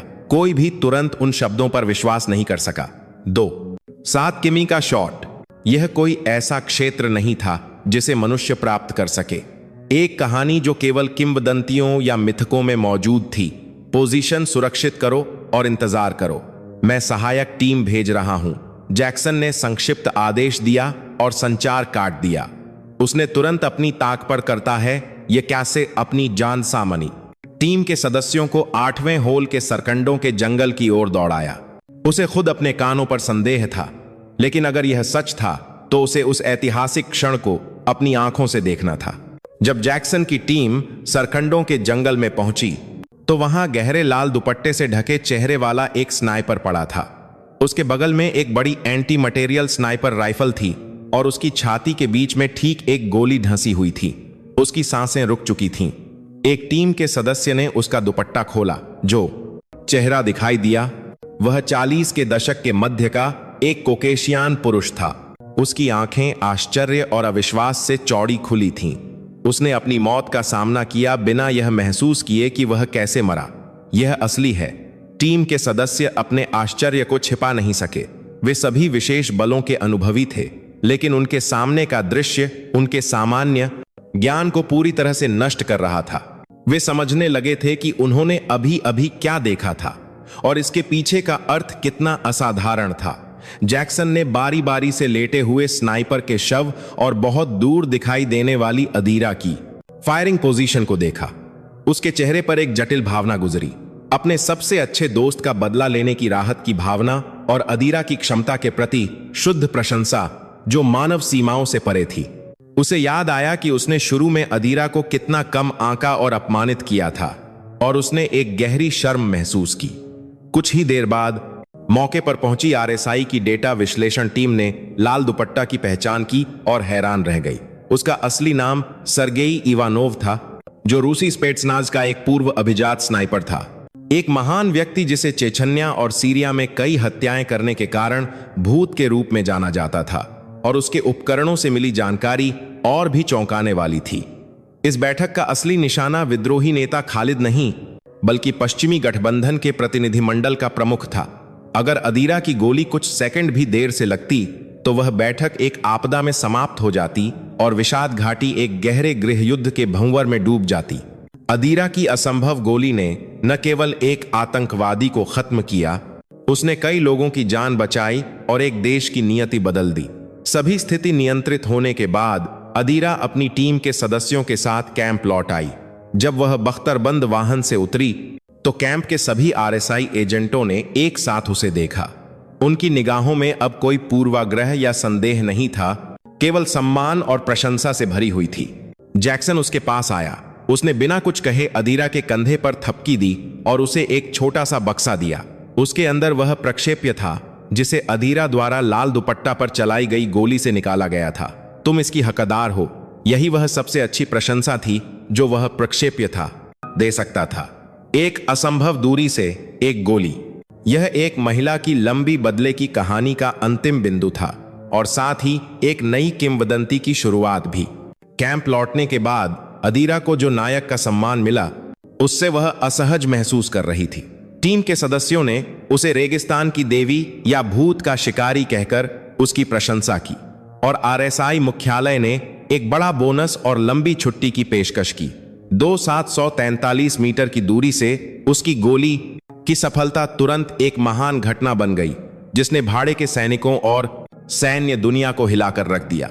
एक अनौपचारिक विश्व रिकॉर्ड, एक ऐसी उपलब्धि जो किसी भी स्नाइपर ने कभी हासिल नहीं की थी। लेकिन अदीरा को खुशी महसूस नहीं हुई।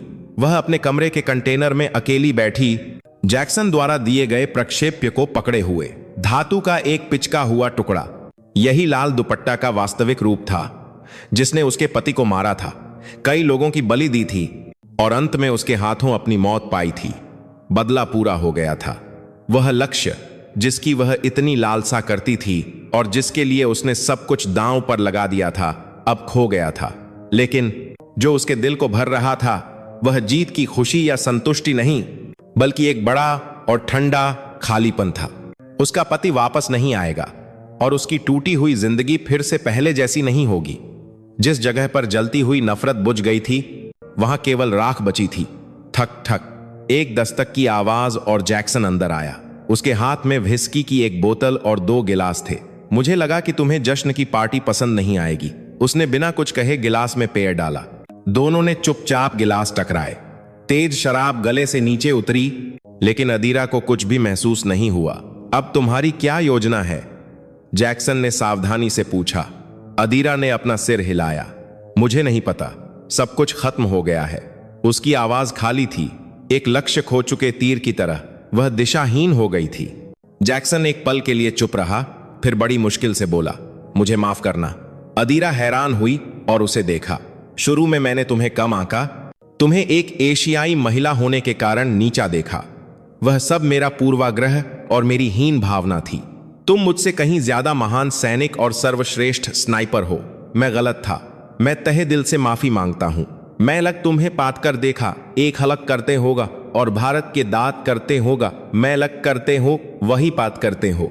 उसने अपना सिर झुकाया। जैक्सन सीआर कार्लाइल से एक सच्ची माफी, जो अब तक ताकत का प्रतीक रहा था। उसकी माफी उसकी क्षमता की स्वीकृति थी और साथ ही एक साथी इंसान के रूप में सम्मान की अभिव्यक्ति भी। अदीरा अंततः थोड़ा मुस्कुराई। यह उसके बदले के पूरा होने के बाद उसकी पहली वास्तविक मुस्कान थी। कोई बात नहीं कमांडर, आपकी वजह से मैं और मजबूत बनी। उसने अपने हाथ में प्रक्षेप्य को देखा। वह एक गोली लाल दुपट्टा के लिए थी, लेकिन साथ ही यह उसके अतीत के लिए एक श्रद्धांजलि भी थी। अपने पति की मृत्यु में फंसी हुई खुद के लिए आग के एक तक तक कत्तर बनाने की बदले से नियंत्रित खुद के लिए एक अंतिम समारोह। वह अपनी सीट से उठी और कंटेनर की खिड़की खोली। रेगिस्तान की ठंडी रात की हवा अंदर आई। उसने अपने हाथ में प्रक्षेप्य को पूरी ताकत से अंधेरे में फेंक दिया। अलविदा विक्रम, और अलविदा मेरे बदले। वह अब अतीत से बंधी नहीं रहेगी। उसकी एक गोली ने मृत्यु से शुरू हुई एक कहानी को समाप्त कर दिया था और अब उसे एक नई कहानी लिखनी थी। क्या लिखना है वह अभी तक नहीं जानती थी, लेकिन खाली भविष्य अब डरावना नहीं था। जैक्सन ने चुपचाप उसकी पीठ को देखा। उसने चुपचाप उस क्षण को देखा जब एक महान स्नाइपर एक लंबी और अंधेरी सुरंग से गुजरने के बाद अंततः एक नई दुनिया में कदम रख रही थी। उपसंहार। देवी के उस महान शॉट ने उसे रातों रात एक सितारा बना दिया। विभिन्न मीडिया और सैन्य पत्रिकाएं उसकी कहानी को कवर करना चाहती थीं, लेकिन आरएसआई ने उसकी पहचान को सख्ती से सुरक्षित रखा। वह एक बिना चेहरे वाली भूत शिकारी बनी रही। कुछ समय बाद अदीरा ने आरएसआई से अपना इस्तीफा पत्र सौंप दिया। रोहन सिंघानिया और जैक्सन ने उसे रोकने की कोशिश की, लेकिन उसका फैसला अटल था। मेरा युद्ध समाप्त हो गया है, मैं अब और हथियार नहीं पकड़ना चाहती। उसने कंपनी द्वारा दिए गए बड़े मुआवजे का एक बड़ा हिस्सा युद्ध के अनाथ बच्चों के लिए एक चैरिटी फाउंडेशन को दान कर दिया, गुमनाम रूप से। पैसा अब उसके लिए कोई मायने नहीं रखता था। कई साल बीत गए। हिमाचल प्रदेश के कसौली के एक शांत पहाड़ी गांव में अदीरा शर्मा एक छोटा सा होम स्टे चलाकर रहती थी। वह अब प्रतिध्वनि नहीं थी, वह सिर्फ एक साधारण अदीरा शर्मा थी। हर सुबह वह पहाड़ पर चढ़ती, सूर्योदय देखती, अपने छोटे से बगीचे की देखभाल करती और अपने होमस्टे में आने वाले मेहमानों को गर्म चाय परोसती। उसके हाथ अब ठंडी राइफल नहीं पकड़ते थे, बल्कि गर्म मिट्टी और चाय के कप पकड़ते थे। उसकी आंखें, जो कभी 2 किमी दूर के लक्ष्य को भेद सकती थीं, अब गर्मजोशी से बदलते मौसमों और लोगों की मुस्कुराहटों को पकड़ती थीं। बेशक अतीत के घाव पूरी तरह से नहीं भरे थे। कभी कभी उसे बुरे सपने आते और अचानक विक्रम की याद में उसका दिल भर आता, लेकिन वह अब उस दुख में नहीं डूबती थी। उसने इसे अपने जीवन के एक हिस्से के रूप में अपनाना सीख लिया था। एक दिन एक उज्जवल शरद ऋतु में एक विदेशी मेहमान उसके होम स्टे में आया। अदीरा को देखकर वह हैरान रह गया। क्या आप? वह एक सैन्य पत्रकार था। उसने दावा किया कि वह लंबे समय से प्रतिध्वनि के ठिकाने को ट्रैक कर रहा था। आप जैसी एक किंवदंती ऐसी जगह पर क्यों है? आपकी कहानी कई लोगों को प्रेरित कर सकती है, खासकर उन महिलाओं के लिए जो पूर्वाग्रह और भेदभाव के खिलाफ लड़ रही हैं। उसने अदीरा से एक साक्षात्कार के लिए अनुरोध किया। अदीरा एक पल के लिए हिचकिचाई। वह एक शांत जीवन चाहती थी, लेकिन अगर उसका अनुभव किसी को थोड़ा साहस दे सकता है तो शायद यह भी एक सार्थक बात थी। वह उस पत्रकार के सामने बैठी और पहली बार शांति से अपनी कहानी सुनाई। उसकी कहानी बदला और नफरत के बारे में नहीं थी, बल्कि एक ऐसे इंसान की कहानी थी जो नुकसान के दर्द से उबरा, अपनी ताकत से अपनी गरिमा वापस पाई और अंत में एक नया जीवन चुना। मैं कोई विशेष व्यक्ति नहीं हूं, मैंने केवल मुझे दिए गए रास्ते पर चला। सबसे महत्वपूर्ण बात यह है कि हम चाहे कितने भी अंधेरे में हों, हमें प्रकाश की ओर कदम बढ़ाने से कभी हार नहीं माननी चाहिए। साक्षात्कार समाप्त होने के बाद पत्रकार बहुत प्रशंसा के साथ होमस्टे से चला गया। अदीरा फिर से अकेली थी। उसने एक कप गर्म चाय ली और बरामदे में बैठ गई, लाल हो रहे शरद जातू के पहाड़ों को देखते हुए। पहाड़ों के पीछे एक कोमल सांझ उतरने लगी थी। वह दृश्य उस खूनी सांझ जैसा था जिसे उसने कभी विषाद घाटी के रेगिस्तान में देखा था, लेकिन अब यह उसे दर्द नहीं देता था, बल्कि शांतिपूर्ण और सुंदर महसूस होता था। उसे अंततः एहसास हुआ कि असली बदला दुश्मन को मारना नहीं था, बल्कि अपनी टूटी हुई जिंदगी को फिर से बनाना और किसी से भी ज्यादा खुशी से जीना था। दूर पूर्वी आकाश में एक नई भोर होने लगी थी, एक शानदार रोशनी जो उसके नए जीवन को आशीर्वाद दे रही थी। अदीरा उस रोशनी की ओर धीरे से मुस्कुराई।